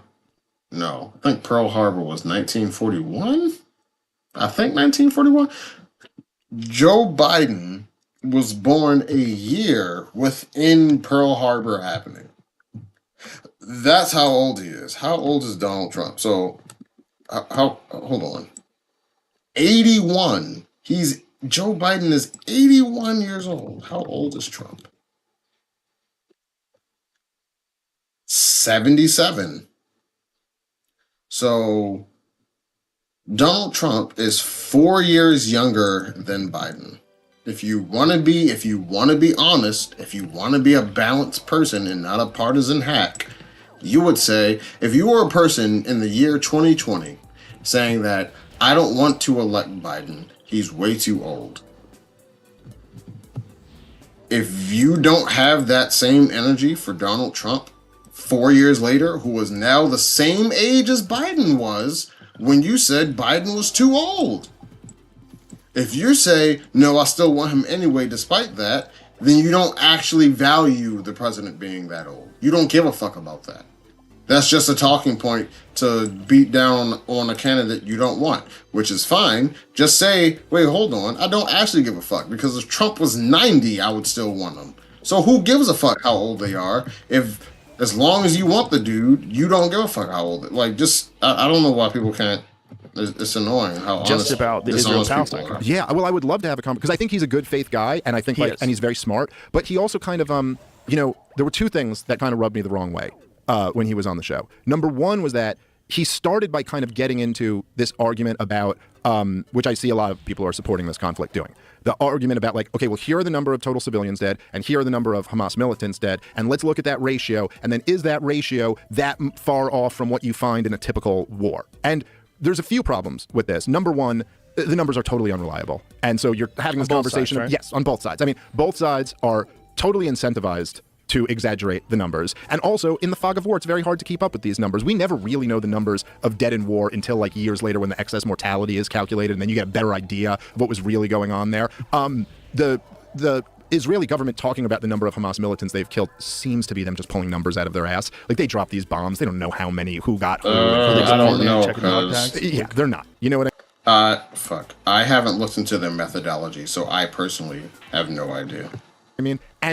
But anyway, even that, even if the numbers were right, it's like, look, dude, if you look at the population density and you just look at the number of bombs that Israel has dropped, and you just see a lot of the footage that we've seen, and you just listen to stories that doctors are telling. I literally just saw an interview a couple weeks ago with a doctor who just got back from Gaza, and he was talking about how they have a major anesthesia shortage over there. So just think about the implications of that, like what that means. Because they're operating on kids without anesthesia. You know what I mean? It's just so the point is that if you're talking about, okay, well, this many Hamas people are dying compared to this many innocent babies are dying, that's not the question. Okay. I feel like this is my biggest problem with war. Imagine if war were to happen and every single person I honestly think this would get rid of war overnight. Imagine if you can go to war if you want to, that's fine, but if you decide to, you're going to be on the front lines. I guarantee you that war would reduce by 90%. Imagine Putin being on the front lines, Xi Jinping being on the front lines, Joe Biden or Donald Trump being on the front lines of a war, like, or your family members. How about that? If you vote for a war, if I was world dictator, that would be where That would be the rule that I make. If you're in a country and you vote to go to war towards somebody, you and your family must fight. Not be in intelligence, actually be on the front lines, get trained for infantry, get trained to handle tanks and choppers and all that. You have to do that. If we see a great reduction in war after that, then that must mean, oh, I only go to war because I won't be affected. There's no other way around that. There's no other way around that. Like, when you're inflicting this level of human suffering on people, the question for any decent civilized person is this absolutely necessary? Is this the only way to do it? Is there any other option besides doing this? And as soon as you frame the question that way, you realize that, oh yeah, there actually is. And that it's not true that there will just be October 7th after October 7th if Israel stops doing this. The fact is that, of course, Netanyahu's never allowed a real investigation into October 7th to happen.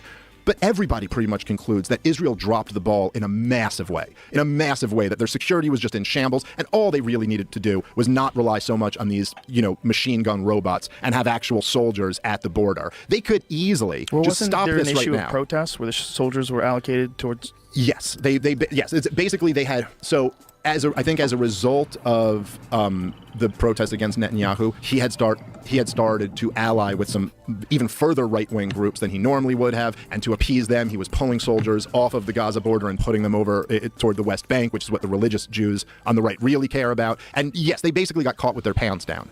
But I'm just saying, they could just stop doing this. It's not they all die or they keep doing this. They could stop, and Israel can still protect itself. In fact, I'd argue their security would be enhanced if they stopped doing this. But the other thing, which you brought up to Coleman Hughes, was that you mentioned to him, you said, what about didn't Israel prop up Hamas? Wasn't that part of their strategy for a while? And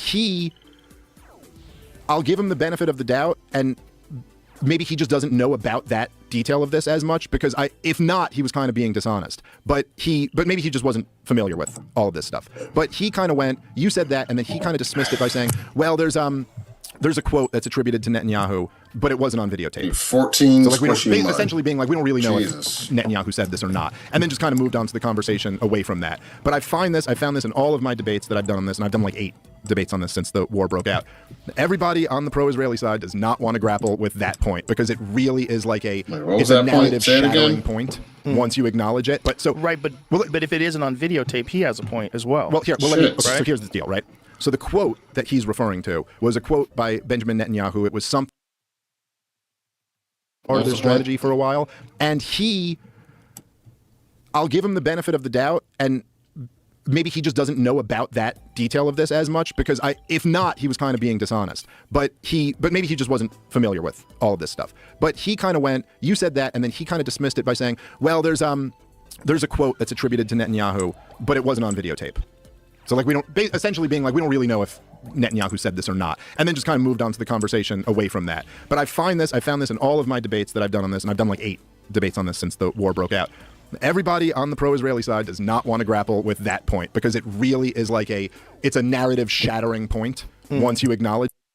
I will say it is weird or concerning that there are people in Israel who will be like, I don't give a fuck about Gazans or something like that. Essentially, I don't give a fuck about Palestine, I don't give a fuck about Gazans, whatever the fuck, they can die, whatever. That is not critically evaluated. Well, it's only critically evaluated if you're Palestinian, pro-Palestinian, anti-Israel, anti-Jewish, anti-Israeli, anti-Zionist. It's funny how it's just, from a third party, it's just so fucking funny watching, depending on what your political alignment is and what your ideology is, there will be literal facts of the matter that your brain will force you to ignore. I can't contend with that, because fuck it, I'm not even gonna, it's not true. It's just all right, bro, what is happening to your brain right now? Do you understand that you are literally a bot with programming? Definitionally, you are a bot with programming. But but if it isn't on videotape, he has a point as well. So here's the deal, right?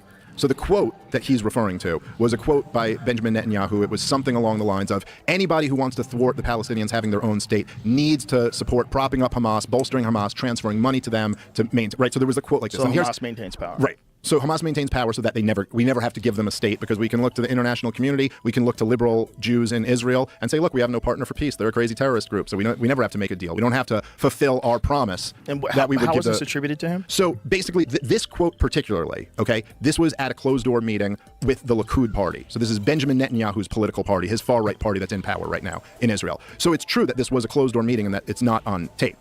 So what happened is, as far as I could tell, the first... Before we continue, I just want to make sure people understand when and where we are like applying our political bias. When Donald Trump said "grab him by the pussy," and that was just like and that was just like political talk, but not even political talk. That was just like boys. What was it? Boys locker room talk.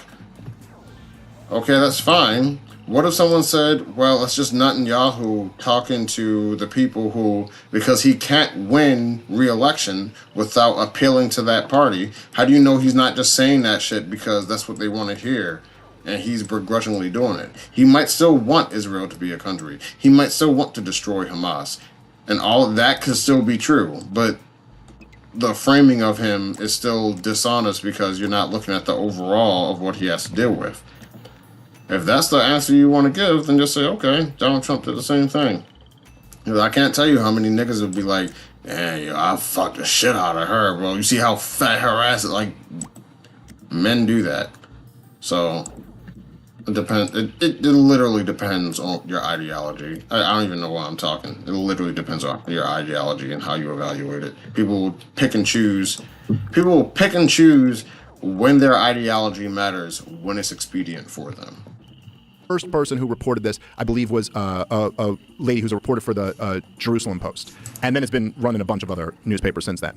So what happened is an eyewitness who was there at the meeting, so another Likud party member in Benjamin Netanyahu's political party, came and told her that he said this. And then she went and checked with somebody else who was there, and he also confirmed that, like, yes, Benjamin Netanyahu said this. And then a third person who was also at the meeting came out and wrote about it in his book, or wrote about it in another newspaper article or something like that. So you had 3 eyewitnesses from within his own political party who confirmed that he said this. Now, take that for what it's worth. I think that's reasonably strong, that 3 eyewitnesses all in his political party said. As long as they weren't trying to get rid of him. Because you can get more than 3 people to say that Donald Trump was in collusion with Russia. Sure. So even say if you don't trust them, Coleman acted as if that's what the entire case is built off of, which is just not true at all. It's not just this one Benjamin Netanyahu quote. It's dozens and dozens of quotes from Israeli leaders all throughout the political spectrum. There's been reporting on this done by almost every major Israeli newspaper. Haaretz, Times of Israel. The Times of Israel on October 8th had a piece by Tal Schneider, which was how how Netanyahu's support for Hamas just blew up in his face. It was the next day.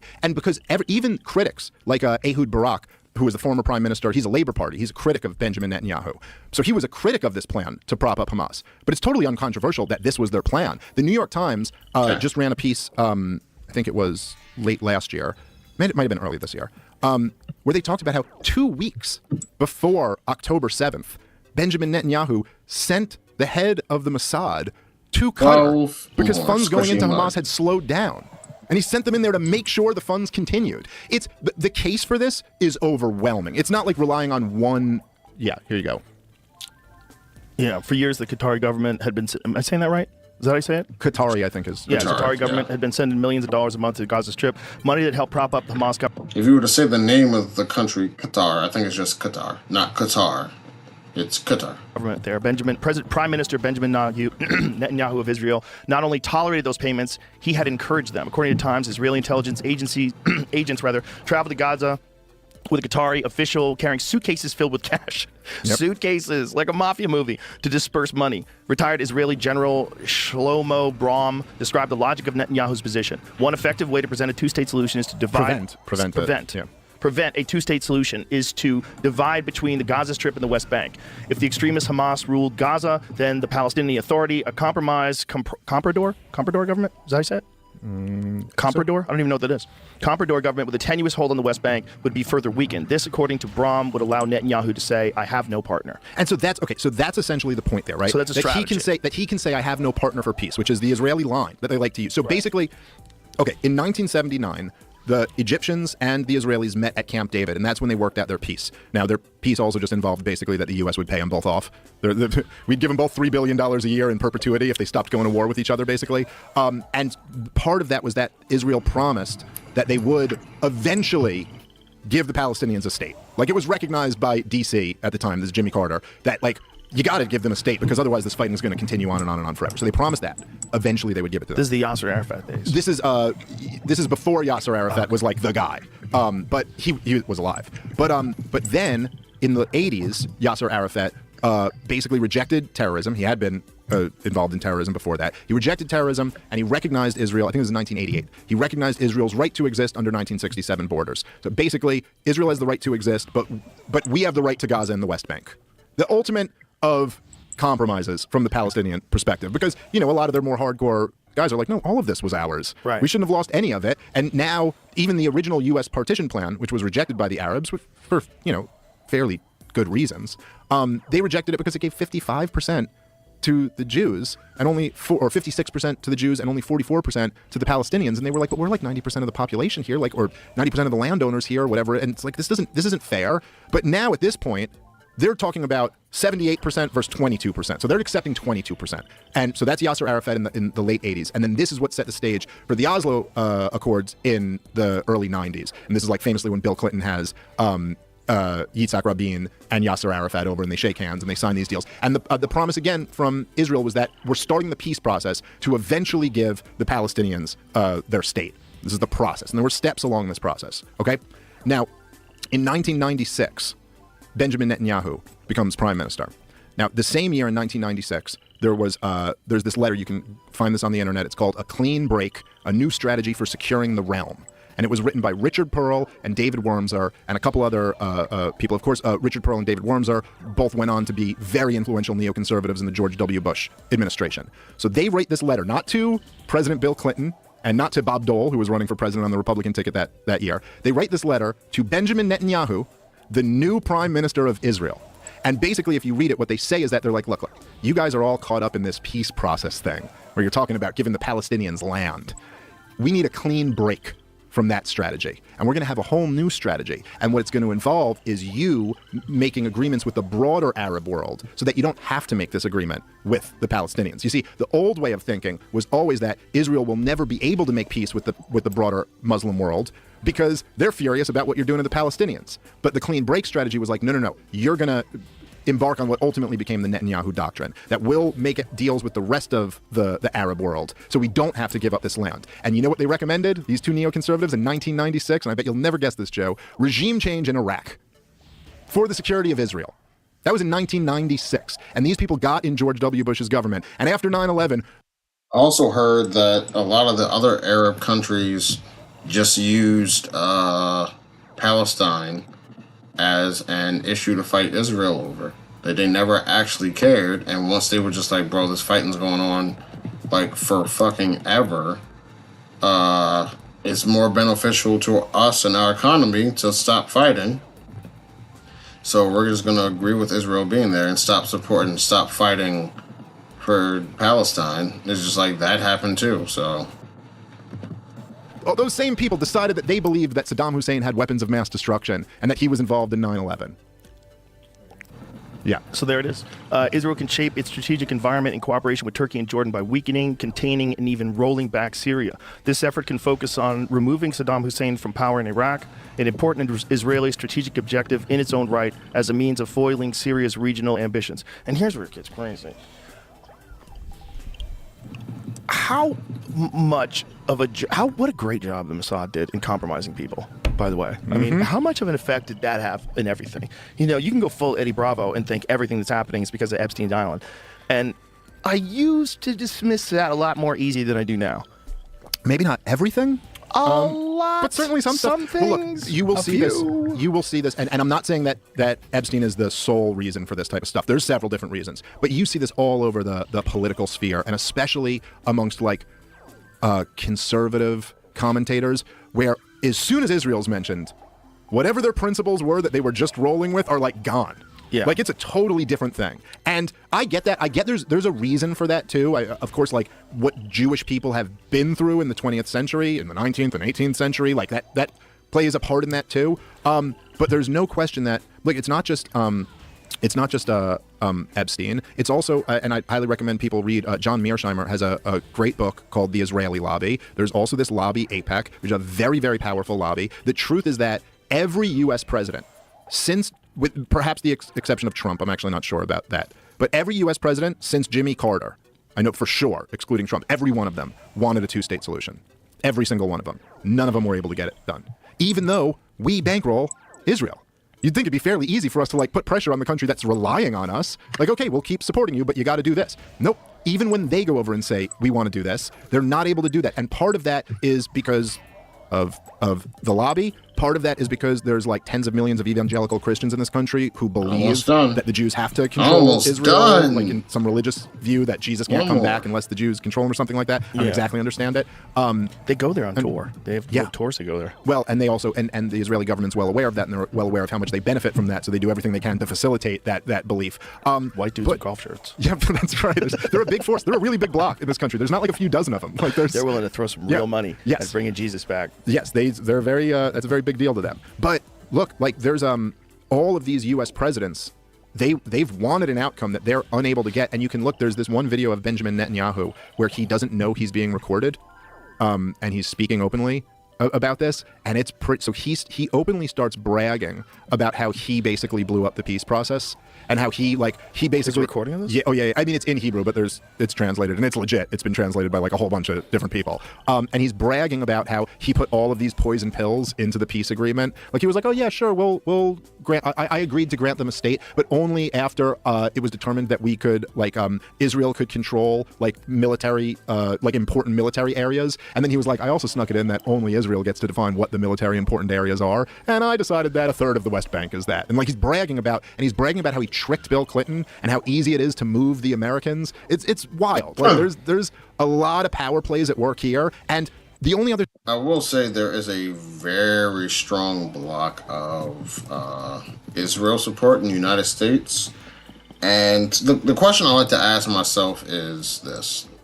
Would United States, for any conflict, whether you're in favor or against, would you accept the United States being in the position of either the stronger force or the weaker force? And if you're like, well, in every situation, I would never ever want to be the weaker force, and just like, how does that trickle into your analysis of Israel-Palestine? You know what I'm saying? That's the thing that seems weird to me. But thing I'll say about this, and it's not just like the neoconservative, the clean break, the strategy that they wrote for Netanyahu. It's that, so in 2002, Benjamin Netanyahu comes and testifies before Congress as a regional expert.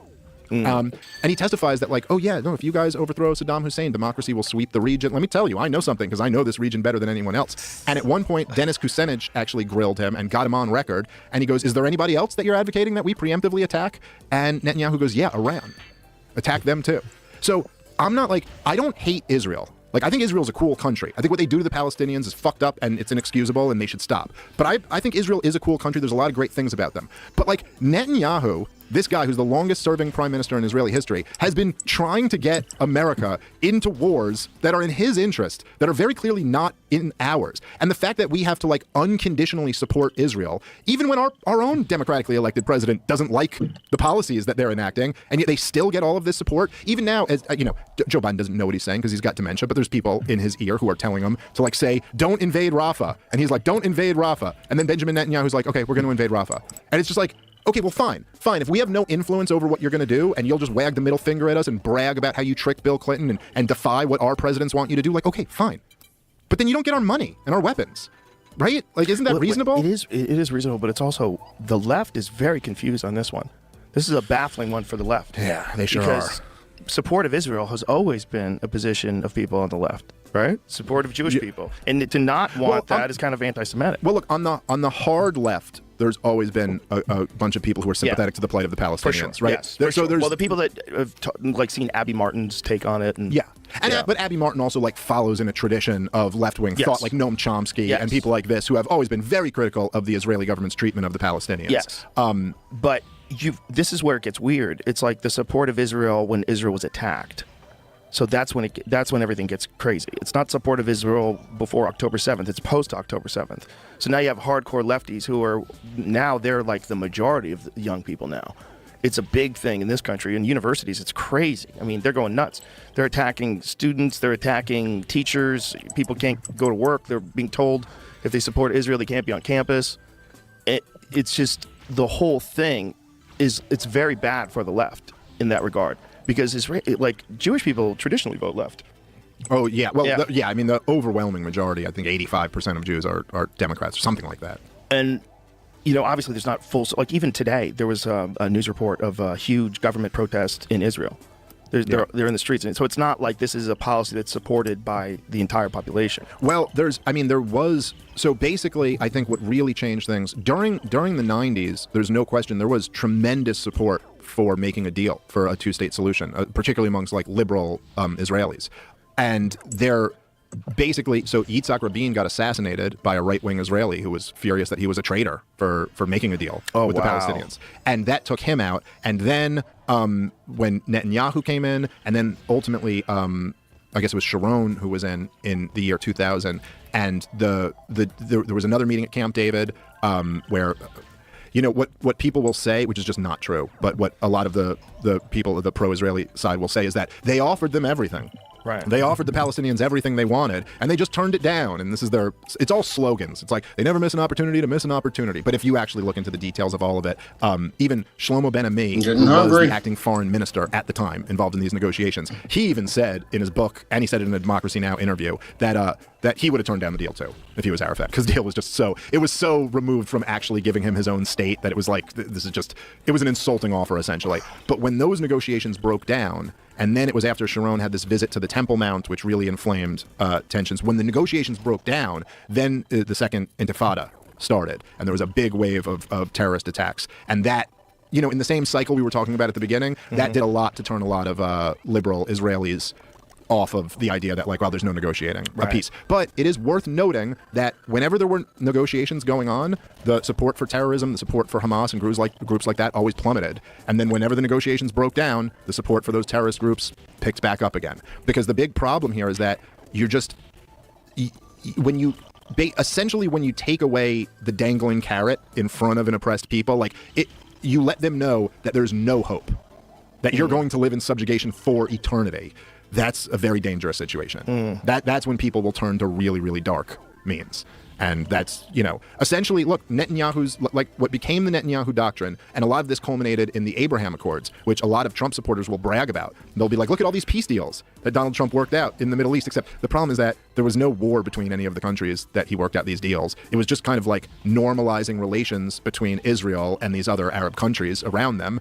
But what was the reason why relations weren't normalized? It was because they were pissed off about Israel's treatment of the Palestinians. So basically, Jared Kushner's brilliant idea, along with Netanyahu's, was that, if we just bribe all of these countries with U.S. taxpayer dollars or weapons, we can get them to look the other way and say, screw the Palestinians. We'll make a deal with the U.S. and with Israel. So they did that.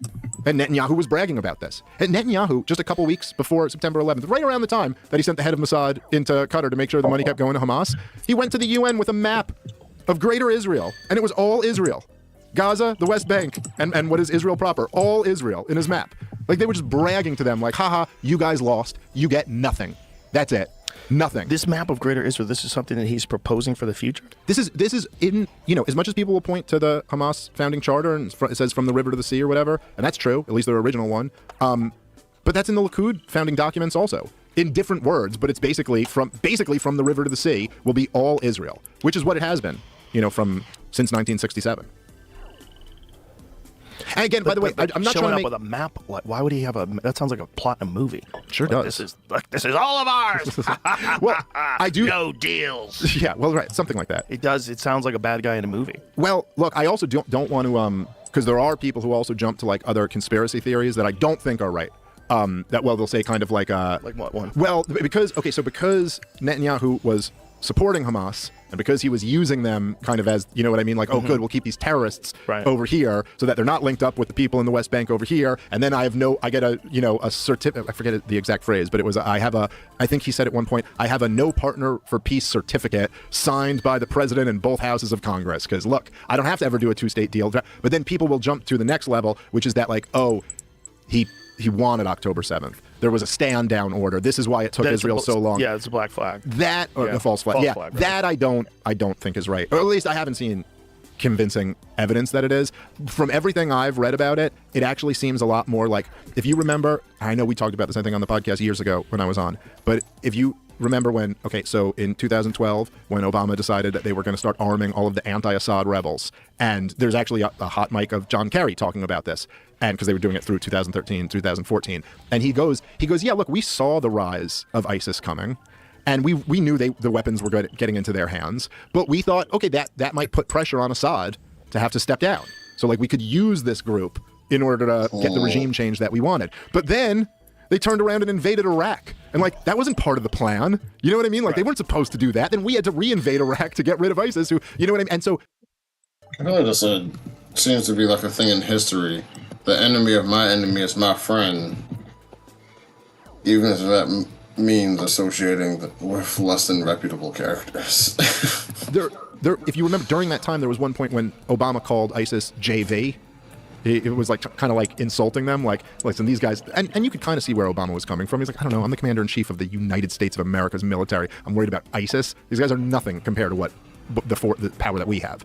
And there's a lot of people at the highest level of the Israeli government who spoke exactly the same way about Hamas. That's the Benjamin Netanyahu quote that he says, we can control the height of the flame, when he's talking about, propping up Hamas. He goes, don't worry, we can control what they're able to do and what they're not able to do. These guys are nothing compared to our strength. But there was tremendous hubris in it. Let's take a what if.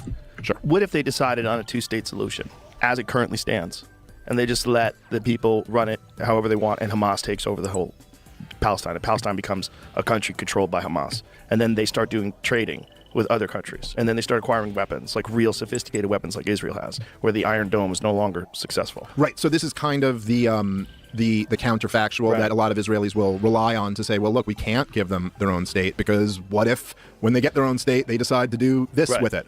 So, all right, there's an old Thomas Jefferson quote about slavery, and I'll butcher this, as I always do, but I like bringing it up. But it's something along the lines of, he goes, we have the wolf by the ear, and we can neither afford to hold on to it, nor to safely let it go.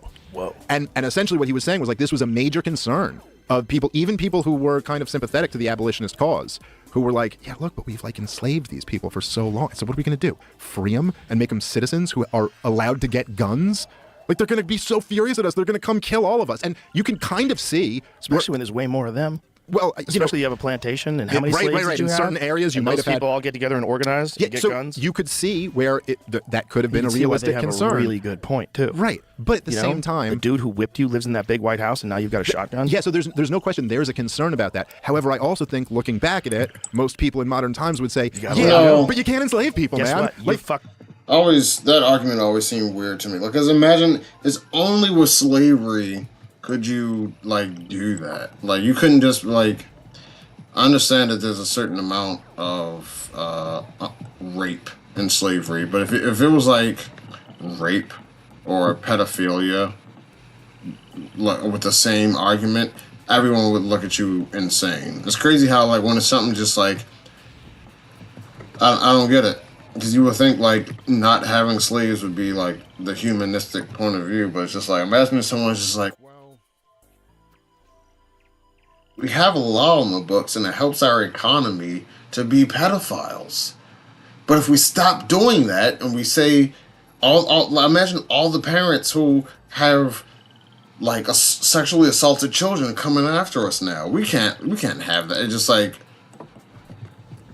what is wrong with you? It's just like, you're so focused, like imagine doing a wrong thing so much that you're so focused on, well, now if we do the right thing, it'll backfire. Like, Jesus Christ. You shouldn't deserve that house in the first place. And look, I also do think that You better get the fuck out of Dodge. Like the way Daryl Cooper says it, which I actually think is a reasonable way to put it, is he goes like, I heard someone ask him that question once, and he goes, okay, well, if that happened, then we're having a different conversation. You know? But that's not the conversation right now. Yeah. The conversation right now is about Israel dominating these people in perpetuity. But I also do think that I think that groups like Hamas get their strength from the fact that there are so many people who want to resist this total domination by the Israelis. You know, it was General McChrystal. He's not a libertarian dove like me, not like some comic idiot like me who's just like, I'm against war. General McChrystal, who was running the war in Afghanistan before he got caught saying bad things about Obama and got kicked out of there. The Rolling Stone story. Yeah, the Rolling Stone story with Michael Hastings. The late, great Michael Hastings. Might have. Yeah, I don't know about that. Knows? But General McChrystal, this tough, hard-nosed general, he was the one who coined the term insurgent math. And he said, what's 10 minus 2? Now, a lot of you might think it's 8, but the answer's 20. When we're talking about insurgents, 10 minus 2 equals 20, because you kill 2 insurgents, and each one of them had brothers and uncles and nephews and friends, and now they all join up the resistance movement, because they're all so radicalized by the fact that you just killed someone they loved. And this has been the nature of this dynamic from the beginning of it. And so, yeah, it's like, just saying that to the concern that if Israel was to grant the Palestinians their freedom, that what if then this led to like some swelling in Hamas? I think the truth is that doing what you're doing now is much more likely to increase Hamas or Hamas-like organizations. Right. Because there's, So they're basically, it's like credit card debt. It's like basically they keep using their credit card. They're never going to be able to pay off the debt. It just keeps rising and rising and rising, and your monthly payments keep getting higher and higher, and you're fucked. Yeah. But again, like I will say that the one nice example, or the one silver lining to all of this, is that there are so many examples throughout the world where things were so off. I mean, you just never could have imagined that, like, Germany could live right there in Europe next to all these countries. They just went to 2 world wars with each other. You know what I mean? But they do. They travel by train to visit each other. Yeah, that's right. And everyone's friends. Restaurants. Dude, I went last year and did like stand-up in. I went to London, and then you get on like a 45-minute flight, and you go over to Ireland, and you're just like, oh, you guys are right next to each other. Everyone's just coming out to the shows, and we're having fun, and it's just cool. And like, so there is something beautiful about that, where in the moment it seems like this could never be solved, but like that's not necessarily true. The truth is that most human beings are incentivized by wanting to live their life and wanting to take care of their family and wanting to, you know what I mean? Like, and if given an option to do that, rather than losing their sons in war, a lot of times they'll choose that. But in order for that to happen, Israel has all of the power, and the Palestinian people have virtually none. The only thing they have the power to do is to, I guess, support these acts of terrorism, which are essentially like celebrating losing. It's so sick and dark that you're like, aha, we'll kill a few of your people and then get way more of our people killed. It's just like, that's the only thing they have. Aside from that, every peaceful effort that they make ends up being violently suppressed. And Israel has all of the power.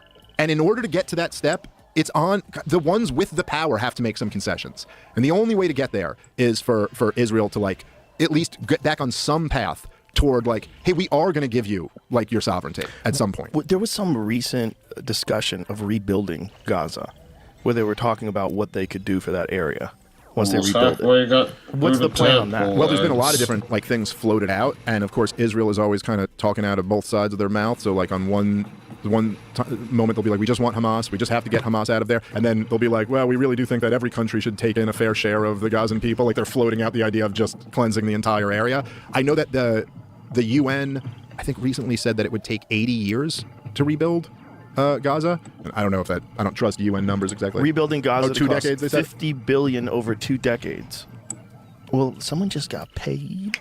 Well, right, exactly. So what's the That's real... also a thing, but right? Nobody... Rebuilding is very profitable. Well, that's for sure. Yeah. Oh, there's money to be made in the destruction. There's money to be made in the rebuilding, and people will make that money. But I think that the truth is that Israel has not at all laid out what the end game of this is, other than this assertion that we must get rid of Hamas entirely, even though U.S. and Israeli intelligence have both said that that's impossible. It's not an achievable task. Hamas is popping back up in the areas that they've already leveled, and they could go into Rafah. I'm sure they can kill some Hamas militants in there, but Hamas or Hamas-like groups are coming back. How many do you think they've killed so far? No idea, and I don't think they know. What are the numbers of Hamas that exist? They've claimed that they've... I saw like at one point they said they've killed 8,000, then they said 10,000, then 14,000. I don't know. Honestly, I have no idea what the real number is, and I don't think the Israeli government knows, and I don't think I think probably the Gazan health ministry doesn't know either. It's like very difficult work to, while this is all going on, identify bodies and figure out how many of them are dead and how many of them were joined up with Hamas or weren't. You know, Hamas is also not. It's not a government. Today. It's not like as if there's like a little stream intermission. You know, it's not like, okay, if you were like, say, tracking like in America, there was a big, you know, like explosion, a bunch of people died, and you could look at like DNA records and who was enlisted in the military, and you could just like match them up against each other. It's not scientific like that, or at least it's much more primitive than that. So I really wouldn't venture to guess, and I also don't know, you know, like how accurate the numbers when they say 35,000 people have died. It seems within the realm of possibility. There's a lot of people missing, right? And that's part of the problem. Yeah, well, they said the most recent figures that they put out, again, this is the Gaza Health Ministry, which is overseen by Hamas, so take that with a grain of salt or whatever, but they said there's like, I think, 10,000 who they weren't able to identify. Do you imagine the horror of just walking down those streets? So if there are 10,000, I mean, how many of them can you smell? Yeah. You know, I mean, you just look around, you just see wreckage, and you smell rotting bodies. Oh, dude, just the worst things in the world. Insane. It must be insane to live there before October 6th, when it was already prison, to see it now. And it's continuing. Right? It's going on right now. Oh yeah. No, and then imagine, you know, and there's constantly like the defenders of this military campaign will say, oh, they drop warning bombs and they drop leaflets and they tell you no problem, just leave. But you're talking about people who are like, first of all, they live, at least a large percentage of them live in a level of poverty that none of us have ever experienced. Just telling them just leave and head out to the, you know, as people almost have like in their mind that like, what is there, like some sophisticated refugee camp waiting for them with tents and water and food? Like, no, they're just telling them like, go out into the desert, go out into this other place. You have nothing. It's not that easy. Like you have little children with you or old people with you. It's not that easy to just leave. And then when they leave and they go into Rafah, which was supposed to be safe, they go, oh yeah, now we're invading Rafah. So leave again. Where do you go exactly? Who knows? And again, like, look, dude, it's just. Again, I just think that whenever you're talking about these things, when you're talking about like inflicting this level of human suffering on a group of people, like whoever's defending that, man, the onus is on you to demonstrate that there's absolutely no other way to do it. And the other reason why I bring up this point all the time about Israel propping up Hamas as this strategy is that doesn't that at least change the narrative? Because if you just go, which a lot of people will just be like, well, look what happened on October 7th, look how horrible that is. Nobody could stand for anybody doing that, and therefore Hamas has to go. And so whatever happens in that process, hey, that's on Hamas. And like that, I guess on some superficial level I can understand that, but like, yeah, but once you know that they were propping up Hamas specifically so that they wouldn't have to give the innocent Palestinians their own state, and now they get to use that group that they propped up as the excuse where they're allowed to just slaughter these people, that's just like, that's a whole different level of. That's fucked up, man. That's just not. And all these terms get conflated. Like, doesn't Israel have the right to defend itself? Yeah. And you're like, yeah, but see, now you're like manipulating this idea of self-defense, which is a natural right. You could argue the most natural human right is the right to the right to life, and then the right to defend your life. But the right to defense is like, so imagine like me and you were hanging out at your house, and someone like broke into your house and kills me, and then points the gun at you, and you grab your gun and you kill that guy. You're like, well, yeah, you have the right to defend yourself. You know what I mean? Like, he's on your property, he broke into your property, he just killed your friend, he's trying to kill you, and you're like, no, you have the right to defend yourself, no question. But or you can even argue, right? Say like in the human shield example, he's holding a little baby as he's shooting at me, and then shoots, and you shoot and you hit the baby and him. You can say, hey, that's horrible, but that was on him. But now you're talking about like a guy breaks into your house, shoots and kills me, runs and leaves, retreats back to his house, where you know his wife and his 5 kids are, and so you blow up the house. And you're like, well, look, I have a right to defend myself. And you're like, okay, but this is a slightly different concept than just like the right of self-defense as we all understand it. This is more like the right to revenge, the right to justice, which, okay, I believe in justice, and I think all of the people involved in October 7th should face justice for what they did. It's a horrific terrorist attack. But there's a very different question between like defending the country of Israel and enacting justice against those people if it means like I think the problem gets down to like there's no way for them to do it without shitting on Palestinians as a whole. I don't think. Because people say, why not use special? Well, there is a way to do it, but there's no way that Israelis will support it in a way that, like, let's say, okay, you could use special forces for like, you know, infantry instead of dropping bombs. But then you have people who are within Israel be like, bro, our soldiers are dying. What the fuck? You can't, there's no way for you to make a decision to do this without our soldiers dying. And they're like, well, we try to go the other way, but people were saying we're speaking against it. So it's just, I don't know. I don't fucking know, bro. Get crushed to death in rubble, and parents get killed in front of their children, and all of the, you know, horror that's been going on. What do you think Hamas thought Israel was going to do? This. I think this was the plan. So you think they wanted Israel to do this? Yeah, I think Hamas doesn't care about Palestinian life. And they like I think the goal in asymmetric warfare is almost always to provoke an overreaction out of your opponent, right? So like Osama bin Laden never thought he could destroy America by taking down the Twin Towers, but he thought he could lure us into a war in Afghanistan that could bankrupt our country, just like he was trained by the CIA to do with the Soviet Union, right? Like that was kind of the plan. And likewise, I think that Hamas knew that Israel would overreact in this way, and look, I mean, look what's happening, totally turn global opinion against them, and put themselves in more jeopardy than they've ever been in. There's almost nothing that anyone else could have done to Israel that would have put that country in more jeopardy than what they've just done to Gaza. This is like never going away for them. And I don't think a lot of Israelis or pro-Israeli Americans have really grappled with this fact. Like, you can get into the semantics of arguing whether this is a genocide or not a genocide, which I never get into, by the way. I just don't care about, you know, whether you call it that term or call it a different term. Whatever it is real. But the fact that the International Court of Justice ruled that this is a plausible genocide is so wild. That they ruled that the Jewish state is committing a genocide. Like, that's just such a different way of looking at things than all of us grew up with. Like, no, the Jews were victims of genocide, not the perpetrators of it. And I am Jewish, and I do resent like that they've kind of like put. My understanding is that the IC whatever it is judge said they didn't even have a ruling on whether or not there was in fact a genocide occurring. They didn't even have a ruling on that. They just ruled that South Africa's contesting of it, or yeah, I think the contesting of it, they were able to contest it. I think the thing was like their analysis wasn't even to determine whether or not a genocide, uh, the details or like the matter of fact of it being a genocide wasn't even well found. Like they weren't there to determine whether a genocide was happening. They were there to just like determine like something else, but it wasn't that. Put that, you know what I mean, like into the public mind, and to some degree, you know, because there's a case to be made for it. But Israel is really playing with fire here, and I think they're in a more precarious position than they've ever been in my lifetime, for sure. Jesus Christ. What do you think happened to that Iranian dude?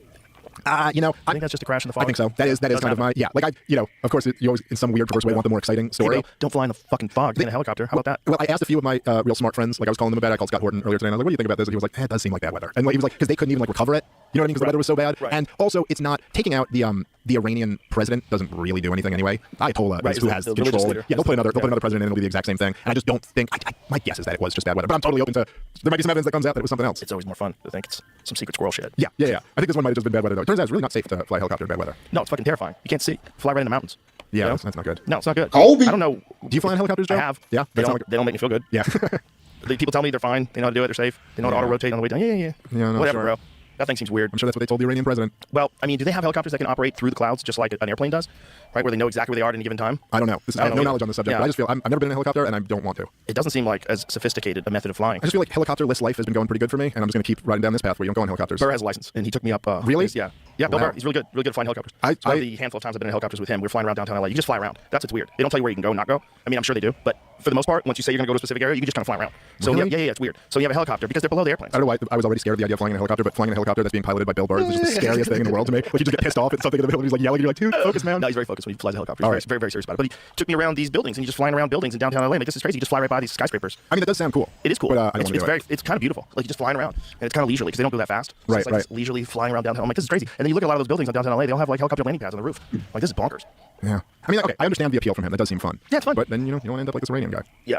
This Bill. Yeah. Fucking Bill Burr. Yeah. I'll fucking show you how to fly this helicopter with my fucking. How dare you wear that paperboy hat when you made fun of me? You made fun of me famously, said little rascal sound. This is like right after that he went and bought the hat. Yeah, it's a good look. Yeah.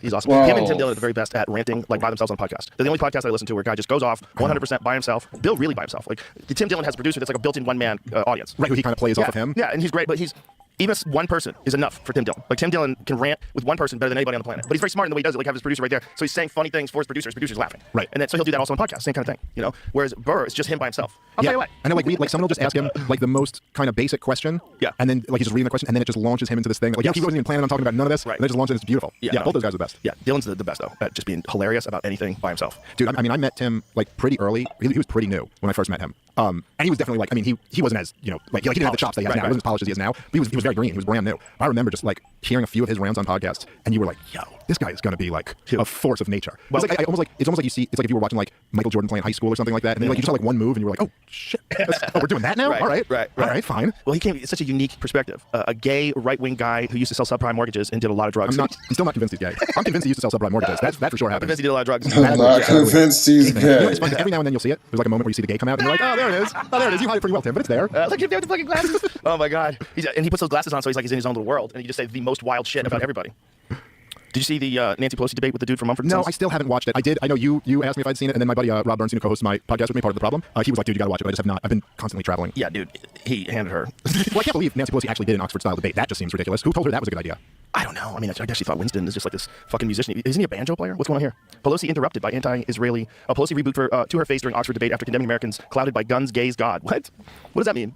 Clouded by guns, gays, God. What does that mean? What does that mean? She's so crazy. Guns and gays and gods. Oh my God. Challenging Pelosi's position in the debate about populism. Winston Marshall, a musician who was once part of Mumford & Sons, now hosts the Marshall Matters podcast for The Spectator, spoke in opposition to the Oxford Union motion that this House believes populism is a threat to democracy. That is a crazy argument that populism is a threat to democracy. Well, like, I swear to God, whenever you hear people like Nancy Pelosi or Hillary Clinton or It depends on the flavor of populism, because some people like, I want a strong leader that just does what they do. They don't allow government or bureaucratic bullshit to get in their way. Which, in other words, you're saying I don't have to follow the usual channels. I don't have to follow. What do the laws on the book say? What do the laws on the book say I have to do? No, fuck them laws. I'm just do whatever the fuck. That is a threat to democracy. In and of itself, you don't want a leader to just like have disregard for the law and do whatever the fuck they want. Like, what's the difference between having a strong leader that doesn't need anyone's help to get something done and just does it all on her own versus a king? Like what is the actual difference? There's a number of people in the United States that just want a king. But on the flip side, there's also the other side of populism that like, hey, I feel like there's a top-down approach to issues that doesn't incorporate the average everyday American's life. So it's just like, well, if y'all not going to give a fuck about my life, I'm going to listen to people that, like, for example, whatever the thing is, like, those trade deals as an example. One could argue that the overall benefit of the entire country is higher than what we lose by enacting those trade deals. And you can make that argument. Just know that the people who lose in that trade deal, if there isn't an effective way to keep them supported or help them out, and the losers of that trade bill, all you're going to do is just like ferment populism.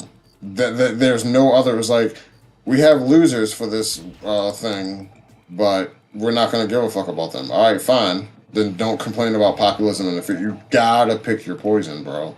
You gotta pick. Either you don't get. You just gotta pick your poison at the end of the day.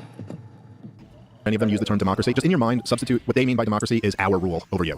Like, in a sense, that's what they mean. It's like, oh yeah, populism is a threat to you guys ruling us. Yes. And that's kind of true. That's exactly what she's saying. She just doesn't know she's saying that. I will say there's a really great debate. I believe it was the Monk. It was between David Frum and oh god, I'm blanking on his name. Trump's big advisor.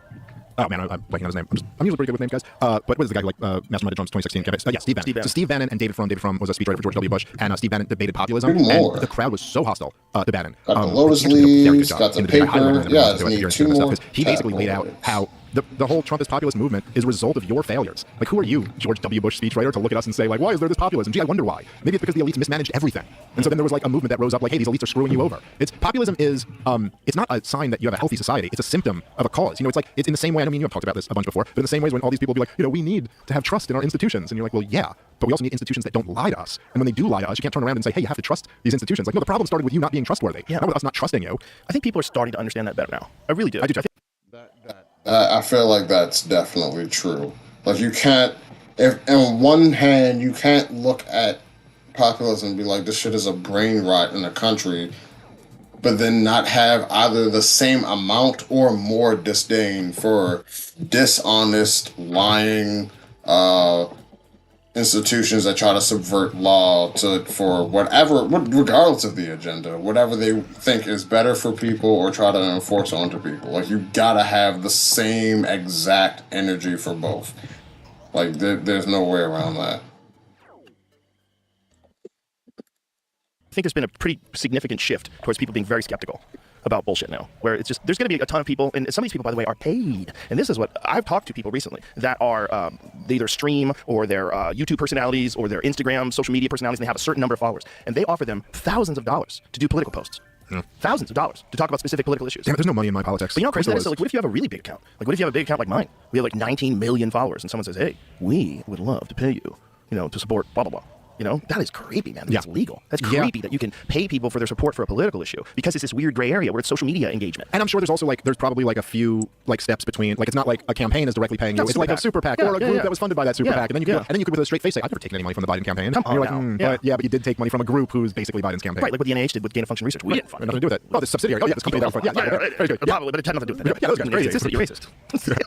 Wasn't that the best? That made you racist? It's crazy. They're so good at that. They're so good at making you whatever it is. Racist, transphobic, sexist, xenophobic, nationalist. What they're amazing at, and I've kind of marveled at it over the last few years, especially when I do this show. There's some other shows that I do that are pretty big shows, but there's just nothing like this show. Like the response to it that you get, especially from me, because I come say controversial things on the show, and the response that you get. I mean, it's bonkers, dude. Okay, so probably the biggest one up until I don't know, but maybe the biggest one was that when we were talking about the war in Ukraine. So this was like a couple years ago, I guess was the first time I came on. We were really talking about it, the beginning-ish of the war, and I basically made this whole case for how NATO expansion is basically what provoked this war, and that was Vladimir Putin's big gripe. Right. And I thought I totally backed it up with like, listen, this is what all of these experts themselves said. Not Russian experts. Right. I'm saying American experts, heads of NATO, all of this stuff. And the reaction I got from blue check journalists back when that meant you were a corporate journalist, Joe Scarborough was furious at me because this guy is saying that NATO provoked Vladimir Putin's invasion, because of course the New York Times and CNN and all their favorite term was unprovoked. But it was completely unprovoked. I don't know, by the way, if you caught this, but I don't say this just to run a victory lap, but kind of 50% for that reason. But just late last year, the head of NATO, Jens Stoltenberg or something like that, Norwegian guy, but he just came out and said, and he almost said it like so nonchalantly, he said that Vladimir Putin, before he invaded, asked NATO, he said, if you just put in writing that you won't ever put Ukraine in NATO, I won't invade. But if you don't do that, I'm going to invade. Right. And then he was bragging, he goes, and we refused. We refused to agree to that. And then he was kind of going, and look, now NATO's going to expand even more, so see how stupid Vladimir Putin is. But like, number one, he just totally admitted that all that thing that everyone was saying was such a controversial statement 2 years ago that this had anything to do with NATO expansion. It's like, well, the head of NATO just said that's what the whole thing was about. Why can't both be true? Explain it. Why can't it just be like, let's say, if they never, well, first of all, I don't even think, first of all, it depends on what your definition of NATO expansion is, because on one hand, if you say United States shouldn't even come close to that, okay, fine, that can be your position. What if Ukraine wants to join? What if it's Ukraine's sovereign country decision to join NATO? Is it now the United States' fault for not doing so? For allowing them in? They said they wanted to. They said they wanted to. Should we reject countries from sovereign countries because of what another country is going to do, because another country doesn't like it?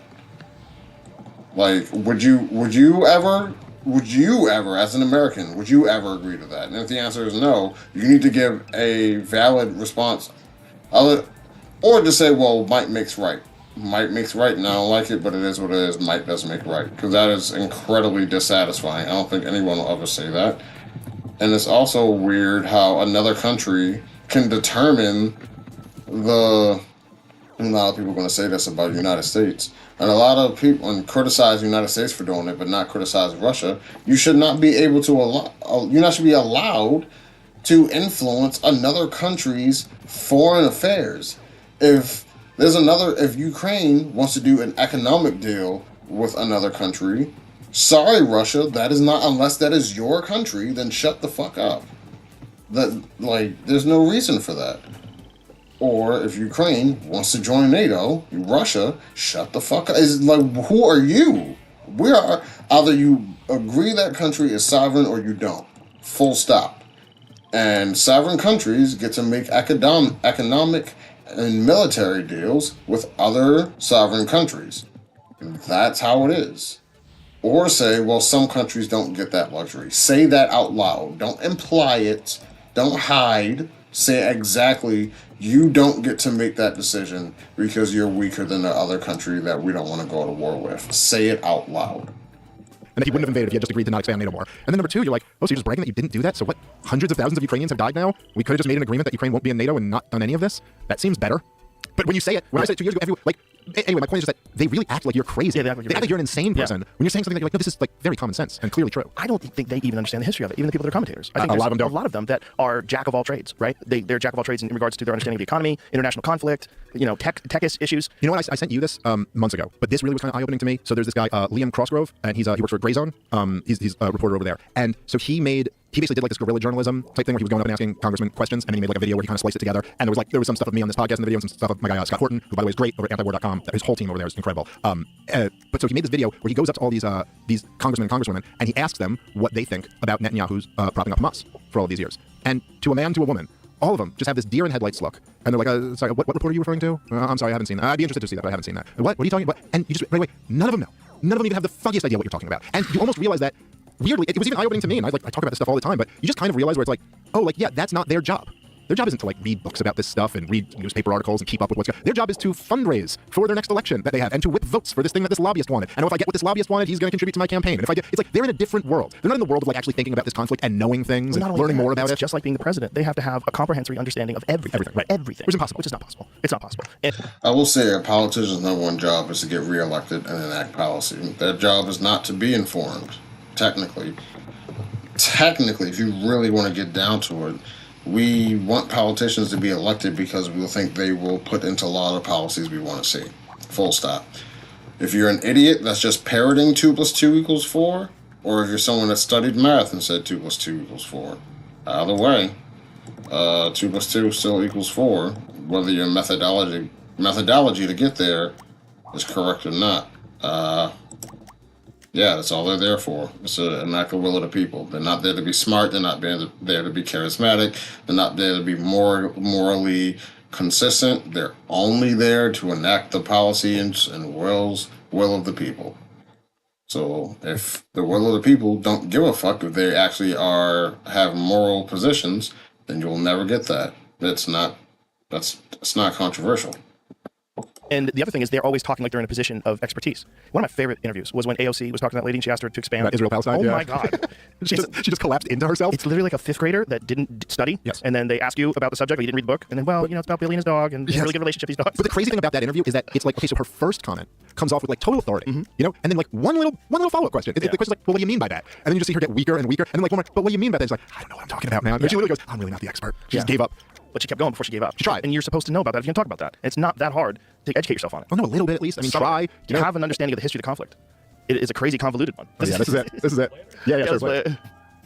I also think that what people are starting to see, at least in the occupation of Palestine, is just an increasing crisis of humanitarian condition. And that to me is just where I tend to come from on this issue. You use the term the occupation of Palestine. What do you mean by that?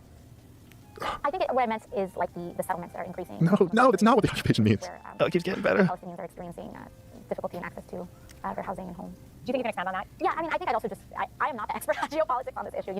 That lady, by the way, knew exactly what she was doing. Oh, of course. She goes, I'm going to expose this chick. I'm going to expose her. She's, and you know what's great? I kind of agree with AOC's like starting statement, but then you're like, hey, you got to have something here, man. You got to know what you're talking about. Yeah, and also like this is not the place for that. You have 5 minutes or whatever you got, whatever that interview is. There's not a chance that you can lay out the history of this conflict and all the different accords and all the different. Yes, of course. But there's also this weird thing in corporate media where there's almost like an unspoken, unwritten agreement that like, look, if you just have a few talking points, you can get through an interview and sound really confident in yourself and sound like, hey, that guy knows what he's talking about, you know. And as long as, say, like if I'm interviewing you, as long as I kind of agree that I'm just going to let you say your talking points, right? Then you can come out looking really good. But as soon as one like interviewer like this one decides like, no, I'm going to make an example out of you now. And the beautiful thing about the way she did it, she just kept asking her to expand. Yes, what do you mean by that? Yeah, expand. She's not challenging her. She's literally just giving her the easiest of softballs. Yep. It's not even just AOC. That seems like that's the case for multiple politicians. Hey, could you give more information? Could you give both sides to this without like saying all the people that disagree with you are fucking retarded? No, I can't do that. I can only talk about why I'm correct, and anyone who disagrees doesn't have a good point at all. I'm like, oh, okay. Sounds about right. It's what I would expect from humans, yeah. And there's nothing there. Yeah, and that's right. And of course, AOC, you know, I almost feel bad, like, because she's such a, like, I think she was in her 20s in this video. Crazy. Like, they also kind of knew that, like, here's this woman who just is totally not up to the task. Did you see the Marjorie Taylor Greene, the outburst? These are the best of the best, ladies and gentlemen. These are our representatives. This is our Jerry Springer government. AOC called her baby girl. She's like, oh, baby girl. Like, they went full, oh, no, you didn't. You're a bitch. I will fuck you up. Meanwhile, Republicans will shit on their own bill that their own group like wrote up and fought for, and then say, yeah, we still don't want it because we don't want to give Democrats a win. Like everything is fucked, and it's just like we're only gonna pay attention to the fuck parts of the people we disagree with. That's because that's honest, right? Fucking Marjorie Taylor's insulting her. She's insulting Marjorie Taylor's body. It was wild. You're like, no, we can't. Just when you think like, this country's gotten so dumb, you're like, oh, are we actually here? Bro, are we actually here? Do you remember we used to watch those videos of like Parliament breaking out in other countries, like Kazakhstan or some shit? And we'd be like, that could never happen here. Listen to what they said. So she gives her shit. Chaos on Capitol Hill. See if you can find the raw footage of it so we know. So she starts talking shit. Marjorie Taylor Greene says, maybe you can read it because you're fake eyelashes. And the other one's like, oh, no, you didn't. Strike that shit from the record. And then she said she has a butch body. The Marjorie Taylor. But she did it in the catty passive aggressive way. You know we're here for. I don't think you know what we're here for. Well, you weren't talking about. I think your fake eyelashes are messing up. No, ain't nothing. Hold on. Order, Mr. Chairman. Beneath even you, order of your committee. Order. Beneath even you. Keep going. And I would like to move to take down Ms. Green's words. That is absolutely unacceptable. How dare you attack the physical appearance of another person? Are your feelings her hurt? words down. Oh, girl, baby girl. Oh, really? Don't even play. Baby girl? We are going to move and we're going to take your words down. I second that motion. That's amazing. Don't even play. Mr. Perry agrees to track her words. I believe she's apologizing. No. Hold on. Then after Mr. Perry's going to be recognized, I'm not apologizing. Well, then, I am not apologizing. I'm just curious, just to better understand your ruling. If someone on this committee then starts talking about somebody's bleach blonde, bad built, butch body, that would not be engaging in personalities, correct? Solid alliteration. What now? Chairman, Bleach blonde, bad built, butch body. She makes a bunch of striking. I'm genuinely kind of impressed with the alliteration off the top of the head. That was pretty. I'm just gonna say, if that's kind of like, if y'all want those types of arguments, that's fine. But you can't be like, well, I'm fine with one group talking about the physical appearance of the people I disagree with. But as long as you're not doing that and it's like fair game for everyone to talk about everybody, I don't give a shit. I just don't want people to Pearl Club. Imagine someone doing a review. Can you believe what AOC's said about Marjorie Taylor Greene? That shit was terrible. It's just like, bro, if you started, like, no one said, like, if I punch somebody and they stab me and you want to report that, well, this guy stabbed somebody, it's like, bro, you're just not gonna.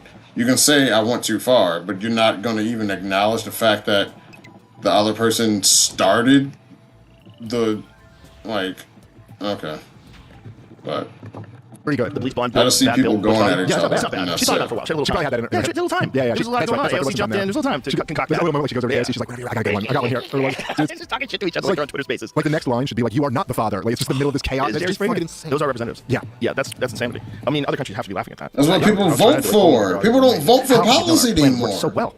So well. Is how really wild. lucky you own the other side. That's what people vote for. That's what people value. I mean, they don't actually get to vote on war if it makes you feel People better. are The thing fucking that gets me hope is that retarded. maybe enough competent people will see these folks and go, you know what, I have to fucking run. Like, this is ridiculous. Like, this is absolutely. Maybe some successful business people that were on the edge.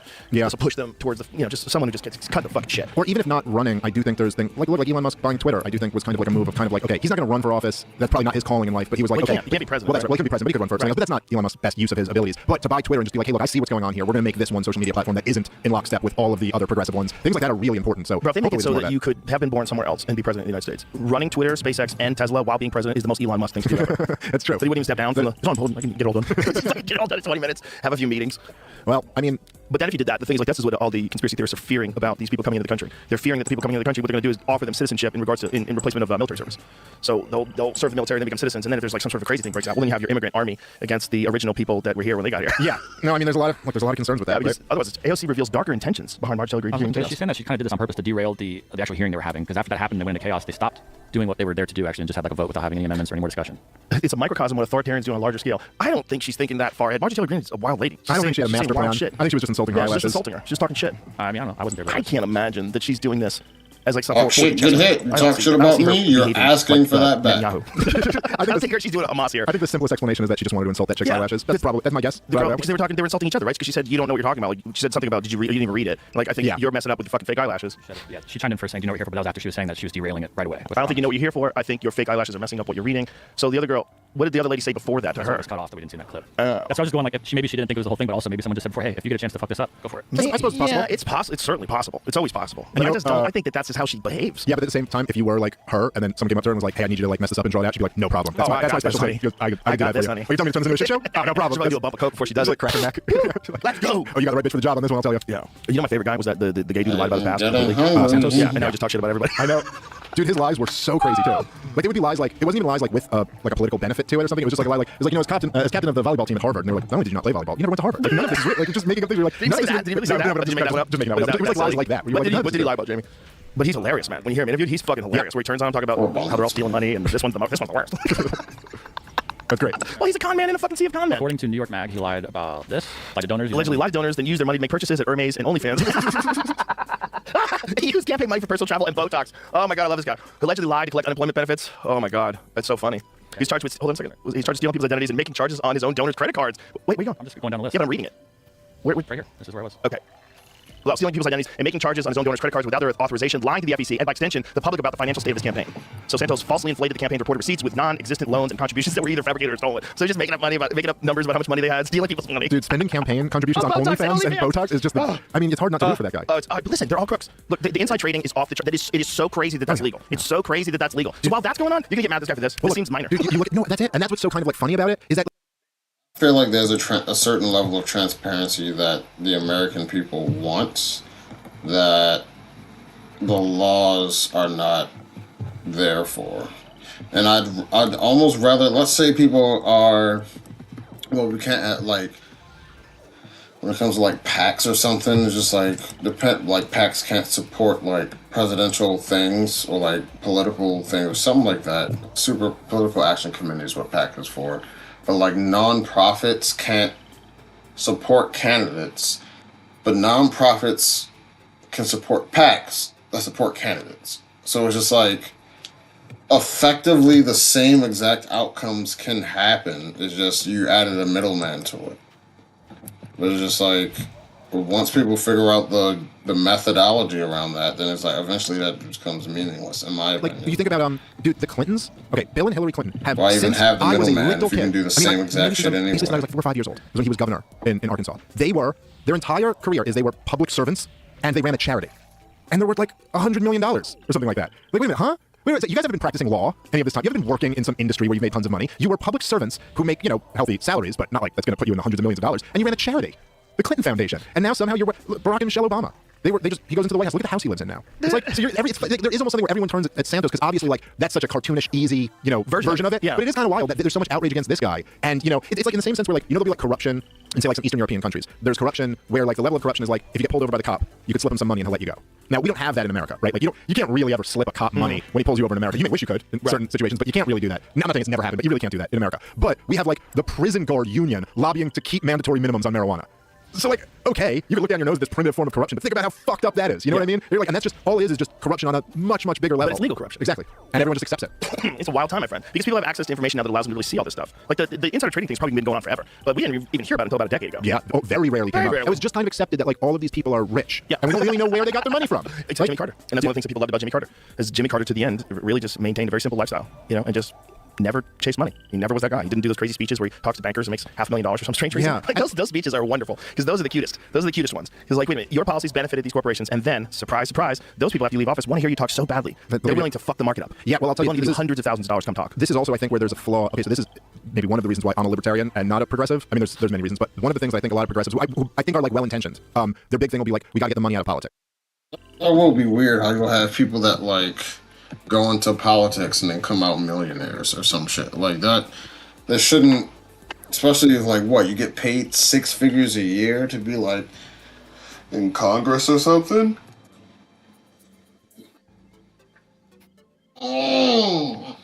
Like the idea that you would be able to like come out with that amount of money at the end of your political career. I mean, I guess it's just like smart business moves, but to everyone else who's just an average person looking at it like, bro, what?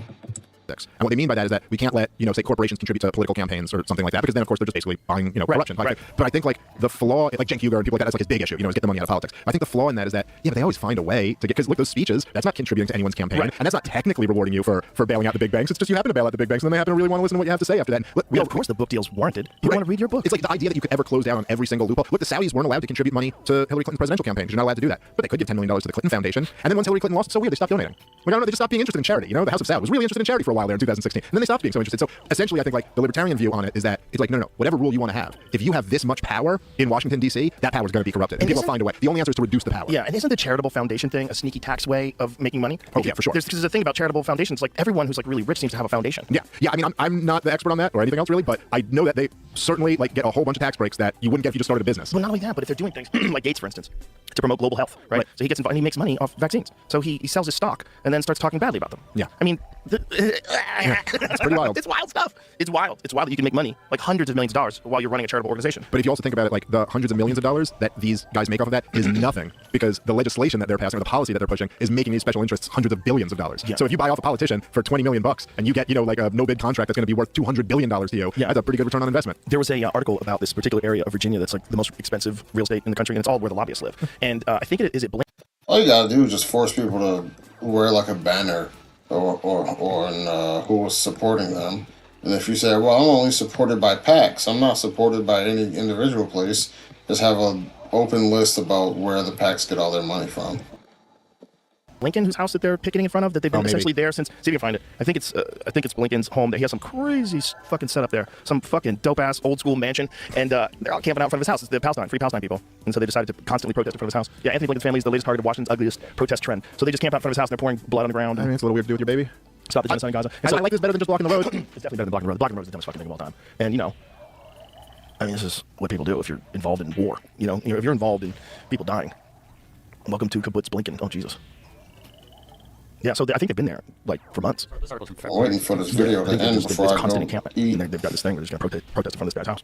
I do prefer taking it to the people who are actually somewhat responsible over just kind of Going to Jerry inconveniencing. Seinfeld shows and yelling at him. Yeah, this come at least on. makes more sense. Yeah. That guy's got to sell that house. You got to get out of Dodge, bro. Yeah, there might be time to leave. Don't worry, I'm sure the market's up. He'll be fine. I'm sure he probably has a couple other houses too. Yeah. He probably doesn't have to stay there. But it really you is. got one of them houses? Oh, you got a little spot over there, a little spot over here. It is crazy though that they don't like our leaders don't even feel the urge to like kind of not shove it in all of our faces. Right. That they're like that this whole thing is just, you know, it's all just kind of like, oh, how much money can I extract from this pot and get myself wealthy? You don't feel like any sense of, and I will say, the one who I like kind of personally resent the most, which maybe is unfair, but is Obama. Because so many of us did kind of buy into, at least to some degree, the thing he was selling in 2008. And you're like, wait, but you don't feel like you have you seen pictures of the house he lives in? Oh, he's got multiple houses. He's got one in Hawaii. Yeah, but I'm talking about the one in Martha's Vineyard. I did an article about the house that he had, and there's a fun fact about the street that it's on. Oh, yeah, a bunch of Saudis own it, right? Yeah, at least 5 houses. Yeah. Also known as Northern Virginia's Gold Coast, the road features opulent homes on large properties perched high above the Potomac with sweeping views. Such estates sell for tens of millions of dollars, as was the case when AOL co-founder Steve Case sold his estate to the Kingdom of Saudi Arabia for $43 million in 2018. This must be dope views. Find us a view. Find us a view. Northern Virginia Gold Coast real estate. Let's see what we can get for $50 million. You know? All right. See if we can get for all the fucking Instagram ads that they want you to run for this political party. If you cover the 50, I'll handle the taxes. Let's see We'll what the views look like. Because if it's over the Potomac and they perched high above, it must look insane. Oh, there was a little image back there. If you click images, real estate images, there was one pretty spectacular view in that last thing. I live by the, well, Let me see some relatively close So to these are like these old school, like Connecticut style houses. Yeah. You know, like fucking The Great Gatsby, that kind of deal. You know, those. I have a buddy of mine who works in Connecticut. And he lives in Connecticut too, but he works at a school where a lot of these like people send their kids. They say, dude, these fucking houses are ridiculous. They're old school mansions on these giant properties, and they all do drugs and fuck each other's wives and go crazy. Spend all their taxes, spend all their real estate holding money and all their stocks and bond money. These are dope ass houses. Look at that. What a view, they're cool looking houses. God For sure. damn, it must be awesome living there. So that's where all those, but your neighbors are all demons. Yeah, you're surrounded by people that are literally the cause of all the problems of the world. If you're all the comfortable, lobbyists. if you're comfortable selling your soul, there's a really nice house there for Imagine you. partying with lobbyists. Woo! Can you imagine if you could just like slip in? You know how like the Israelis they infiltrate Hamas. Can you imagine you're an Israeli soldier and you've infiltrated Hamas and like nobody knows. I'm inside and you're maybe you have to kill a few people. Like, let them know I'm sure you have to do something. Probably have to do something. Otherwise, they're not gonna trust you. But imagine if you can like infiltrate lobbyists, do coke with them, party with them. You're like some fucking dude who owns a sub shop chain or something like that. You kind of looked out. You know, and all of a sudden you're hanging around with these guys and they get comfortable with you. Sort of like they did with McChrystal, like with that embedded reporter. Yeah. When that was Michael Hastings. Yeah, He got him, they were at a that's what bar happened. and they just got him talking shit about Obama. No. The volcano blew. What? There was a volcano in Iceland, so he got stranded there. Oh, right. Okay, yeah. I think So I did the know this, right? volcano in Iceland shut down air travel. So Hastings is embedded with his troop. And McChrystal sort of like, they get comfortable. Yeah.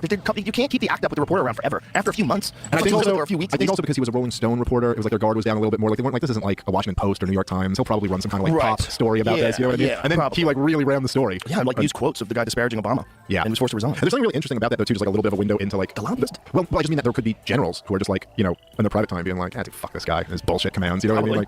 Like, I'm sure they got them all tape recorded. Yeah. You know, like that wasn't that a thing about the Mossad with Bill Clinton? Was that a story that just came out recently with the Monica Lewinsky thing?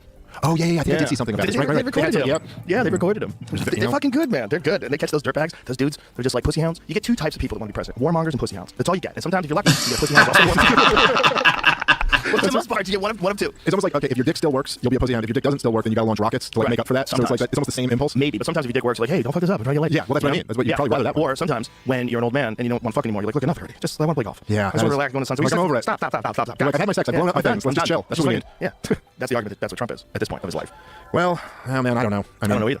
It's such a weird goddamn situation. It's the because worst situation. Everything they throw at him, it just backfires and it just makes him stronger and stronger. It looks like this case is falling apart. It looks like almost all of them are falling But apart. the one in New York, though, apparently they thought was the most flimsy. Like a lot of legal experts thought it was the most flimsy going into it, but now it's completely falling apart. They have contradictory statements that she made to Bill Maher. And then they also have Michael Cohen just admitted he stole like $30,000 from the Trump campaign.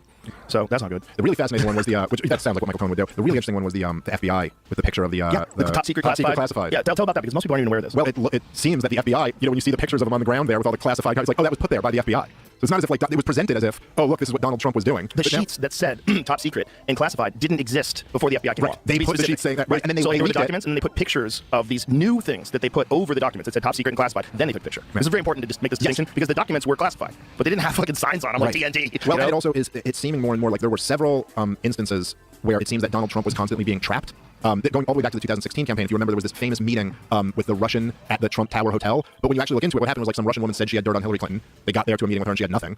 And then they were all like, okay, whatever. But then the story was, oh, he's conspiring with the Russians. And it seems that, oh, that was a trap to get Donald Trump to do that so that they could make it look like he was conspiring with Russians. And there's just been several things like this over and over again. How about the fact that I don't know anything about that. That seems and then, like you know, That's so then- amazing. So she Has finds that been it. confirmed? you should Oh, vet let's your confirm that the information Clinton instead campaign of it funded just the being deal a political opponent, so you accept sheets it. used that they had to start using handwritten sheets to cover up the classified info. That's what they say. Right, but the thing is, the photographs show that show printed out pieces of paper that say classified and top secret, and those weren't there. They put those there. So it's not that they covered up some of the documents before they took pictures of them. That makes sense. Isn't that to cover up the information? Could be, but you're taking photographs with pieces of paper that say classified It certainly and top gave, secret. it gave an impression of Yes. something that was different than what was actually there. It most certainly does because it's like, oh my god, he knew these are classified and top secret. He knew he had these. He did this deceptively. And it's also just the visual, the optics of like, look, classified, and just laying on the floor there like that. Look, it makes sense if you have to document, okay, this one's classified, this one's top secret, let's put a piece of paper on it. But as soon as you put a piece of paper on it that says those things and you photograph them, you're saying this is how you found it. Right. Or at least allowing you to deduce that Right, for you yourself. should have to be very specific about these classified and top secret sheets were not a part of the evidence. They were put on top to label that evidence. But they're probably like, you don't have to do that. Let's bad. It looks bad. All that classified top secret stuff looks bad. And look, it's just very clear for anybody who's like being honest and paying attention. It's just very clear that there's a political motivation involved here. Yeah. That these guys are trying to hurt Donald Trump's re-election or election campaign, and that in itself is like just so wild. Well, how about the fucking White House press secretary saying she can't comment? Yeah, but oh my god, the thing is, like, everyone agrees with doing that depending on who, like, why would you even hold, first of all, this should just give the game away at all. Why would you even have a meeting on someone because they have dirt on your political opponent? Can someone explain to me why you just can't have good ideas? You can't have just a good policy platform and that's how you beat the other person because of your policies? What? Explain. Maybe I'm stupid. Explain to me why that's not good enough for you people. Because every time someone finds dirt on someone, it's like, this is my political opponent. Can you believe they did this? Oh my God, that's crazy. That's not a reason to vote for you. That's a reason to vote against them. So why should I vote for you? Reasons to vote for you have nothing to do with the other fucking candidate. Because you know what I can do? I can just, wow, you're both fucking terrible. I don't want to put my support behind either one of you. Why? Like, it's like, nope. If I get enough dirt on the other person, they'll have to choose me. No, that's not true, actually. I could just not choose either. That's a choice too, right?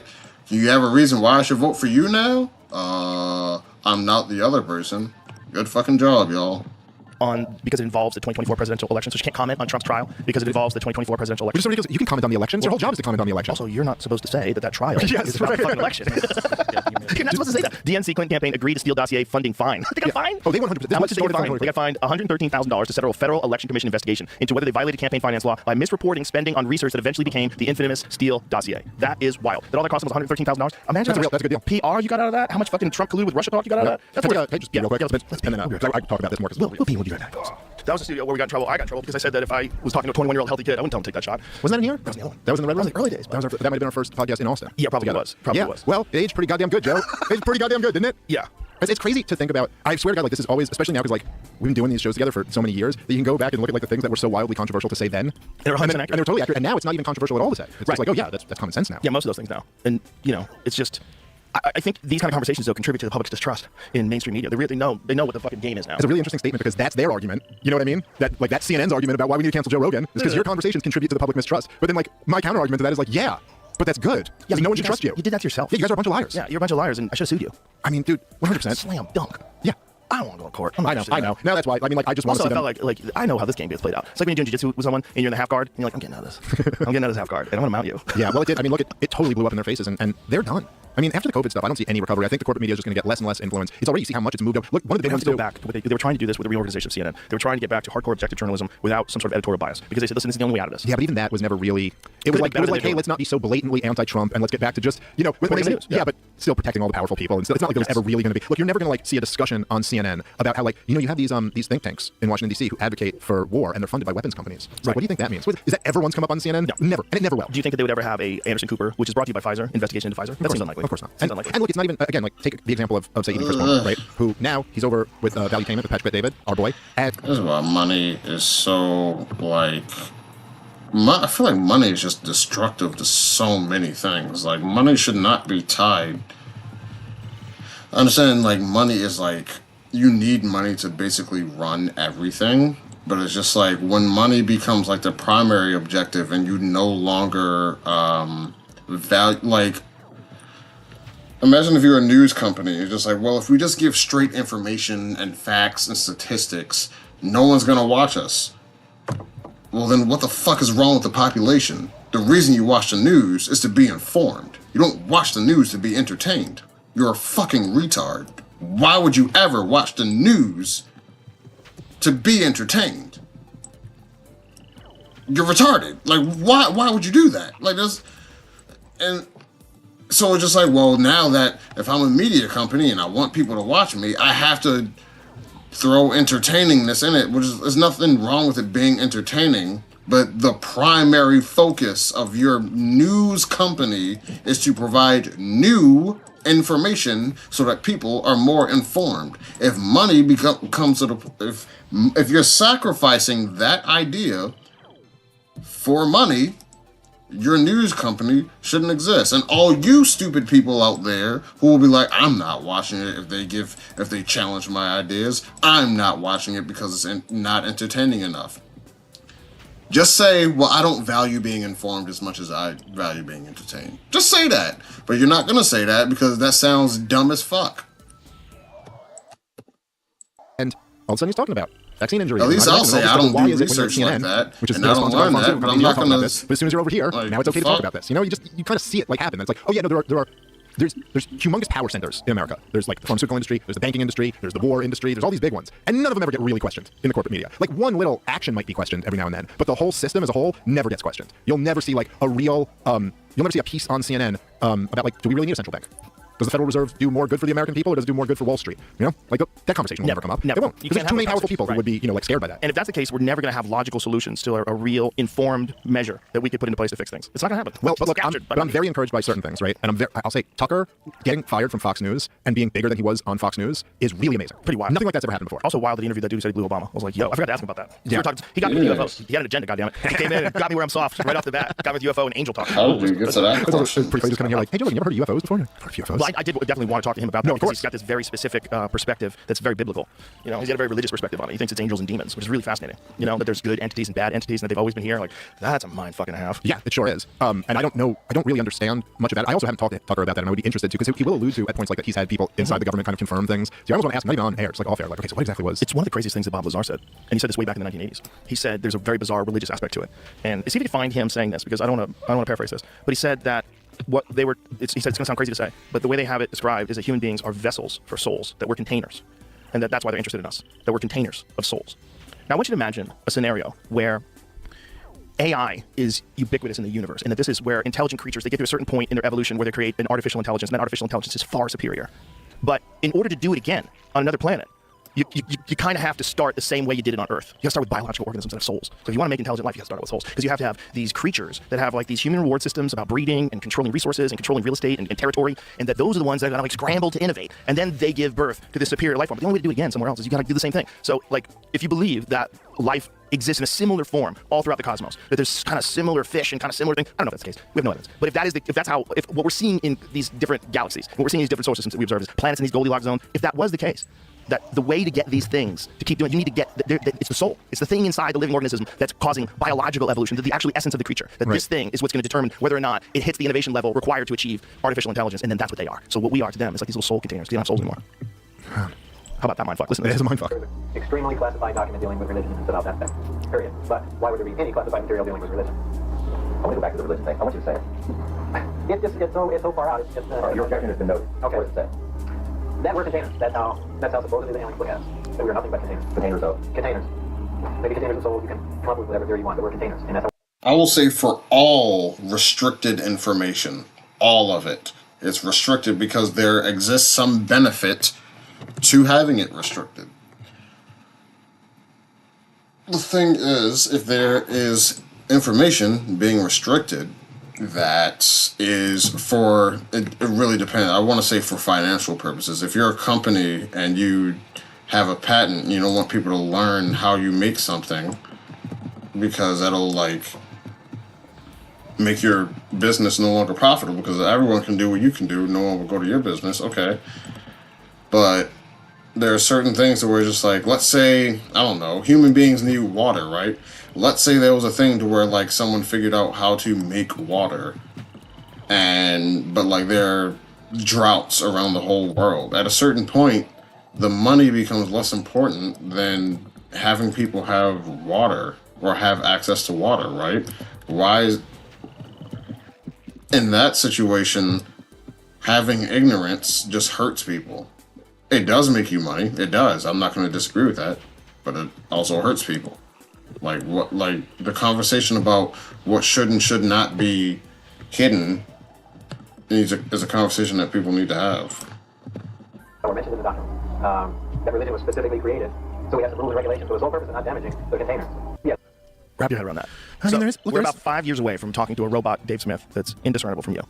If that thing has quantum computing power in its fucking metal head, and it becomes another version of life, a much more superior version of life.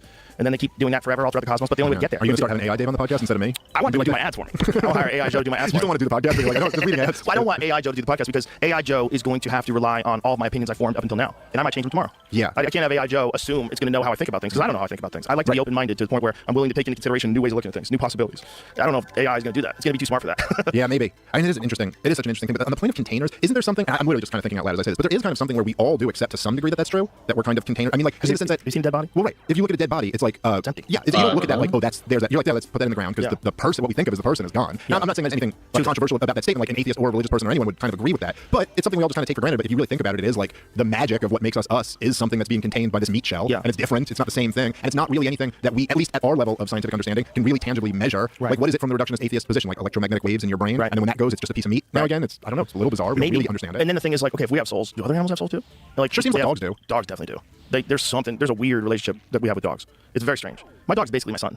He's like my dog son. I mean, I think of him like a person. Like he snuggles with me. He's probably more affectionate to me than anybody in my house. Dogs give you attitude. The son's just cool. They don't snuggle with their dad on the couch. He just like when I watch TV, he hops up on top of me, puts his head on my chest, and he watches fights with me. He chills with me. He's a golden retriever, and those are like also the just. Wait, hold on. Did you just say daughters give you? They're so lovable. Hold on.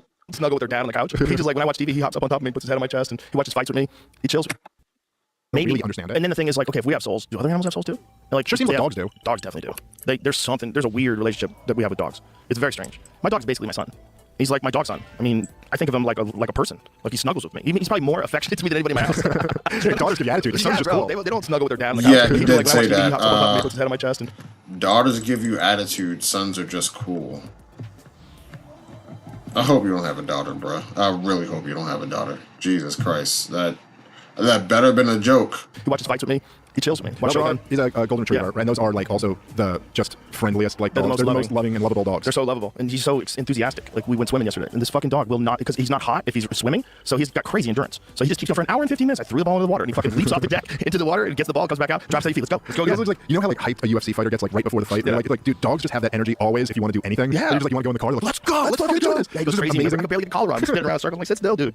Yeah, and he will never stop being enthusiastic about the ball. I threw the ball for him this morning, and I always think today's gonna be the day. He's tired of this fucking ball. But no, it's like, oh, the fucking ball. He starts spinning around in circles. He jumps up towards it. It's hilarious. Like he never loses enthusiasm. There's got to be something that we can learn from that, because we get comfortable with familiarity and we get bored with things. We don't want to do the same thing over and over and over again. It's that simple, like chasing the ball. But the enthusiasm that he had the first time he chased the ball, he has the exact same, maybe more so, because now he knows it's fun. Yeah. So he can't wait to do it.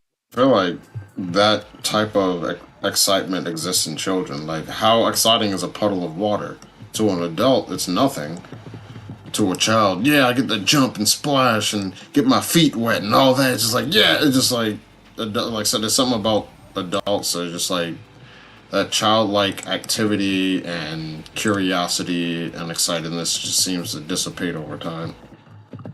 Maybe because you get used to it. Because dogs are, I think, essentially right. Like we bred them to be kind of like babyish wolves, like we're wolves that are kind of kept in a perpetual state of immaturity, almost in a way, right? Because I think, but basically, I think the qualities that you see in baby wolves, like a baby wolf, will be almost indistinguishable in terms of how they could be domesticated from like a puppy. Yeah. But it's as they grow older, they get bullshit. Right. Yeah. So it's almost like we kind of kept the traits that keep you young. Because it's the same thing. It's the same thing with having little kids. Trying to do to men. It does seem like there's an attempt to kind of domesticate and soften. Yeah, keep men as like 13-year-old boys that follow the rules. Shut the fuck up. Yeah. Yeah, the wolf thing is really interesting because I am generally opposed to a weakening of a life form for human pleasure. Like, that's bizarre that you take a fucking wolf and turn it into Carl over there. But that's what happened. That's what happened. Carl's cute. He's not much of a wolf. But I love Carl. So like I'm conflicted. Like part of me loves dogs, and the other part of me like I love wolves. I want them to be wolves. Well, there still are wolves out there. We took those bitch ass wolves. They didn't want to hunt and they wanted to come by the fire. And we're like, hey, bark if a fucking bear comes by, will you? Yeah. Throw you a bone. And then they made friends. And then the wolves started drooping their ears so that you know I'm your friend. I'm your buddy. Do you know the Russian fox experiment? No. They did it in Russia. They did this experiment where they wanted to see how quickly they could change a fox's overall appearance, their behavior. And so what they did was they had these captive foxes. Like through breeding? Yes, through breeding and natural selection, meaning shooting them in the fucking head. So whenever a fox was aggressive in any way, shape, or form towards humans, bang, dead. Next one. So they can't breed. So the only ones that breed are like, don't shoot me. And so they probably are pretty aware, through the zeitgeist that these fucking foxes are getting shot. There's like something in the air. There's probably some psychic in the morphic resonance, something in the field. Listen, hey, people are getting shot out here. Like, you gotta be nice to these fucking humans. See that thing he's got in his hand? That thing will kill you with a squeeze of his finger. And so they, over a very short period of time, turned them into completely different animals. They had like big eyes, fluffy ears, like ears that fell down, soft. Their jaws got smaller. They became more cute.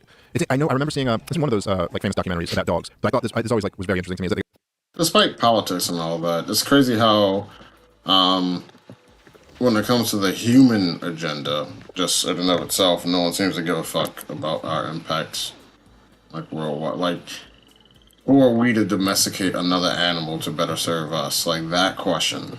Like, I just sound people will look at me in this aspect like, oh, you're soy. What a yeah, you a vegan? And it's like won't even engage with the question. Like, who are we to do that? Like, who are we to say, well, that is the right thing?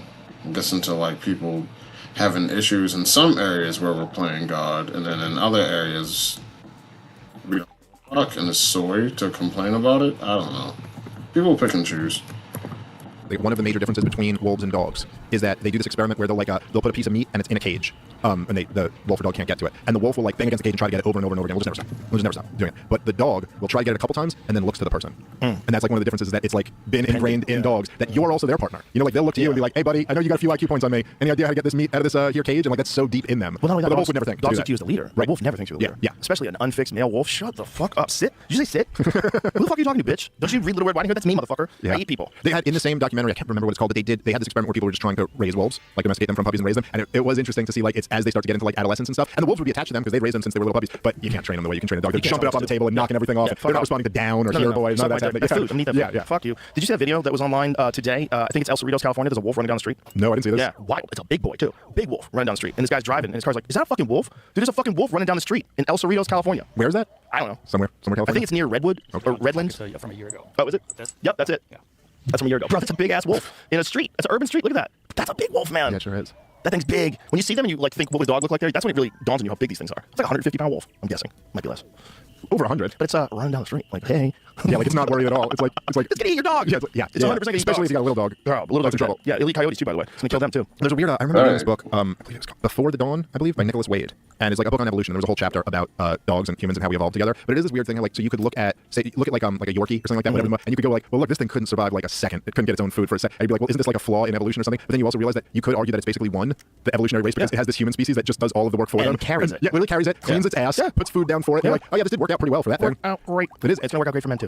Yeah. I don't know. Who gets to be in charge? Here's a good question. Would it go back to wolves? So like imagine if there was some sort of apocalyptic scenario, all the power went off, most human beings are dead, but a lot of dogs survive. I think my guess, and this is a totally just keep in mind I'm an idiot. I have no idea what I'm talking about. But I think like if you're making an argument, would a German Shepherd would eventually like if they were just left out of it, would it just breed like the harshest and toughest and most survivors? Maybe not wolf, but you get some wolf-like creature. That Yorkie isn't going to make it to generation 2. I've seen Yorkies. No, a hawk's going to take that. Yorkies aren't going to make it, but the dogs that are probably the closest to wolves probably would make it. Yeah, especially in cold climates, right? So now they're outdoors. So now huskies and things that are pretty like cheetahs, kind of wolf-like-ish. Well, you come up with some badass version of them. They're killers again. That wouldn't be trained. It'd be almost like they're not kept in childhood. They become kind of grown-ups again. What is that one crazy Russian dog? I know we've talked about it before. It's one huge.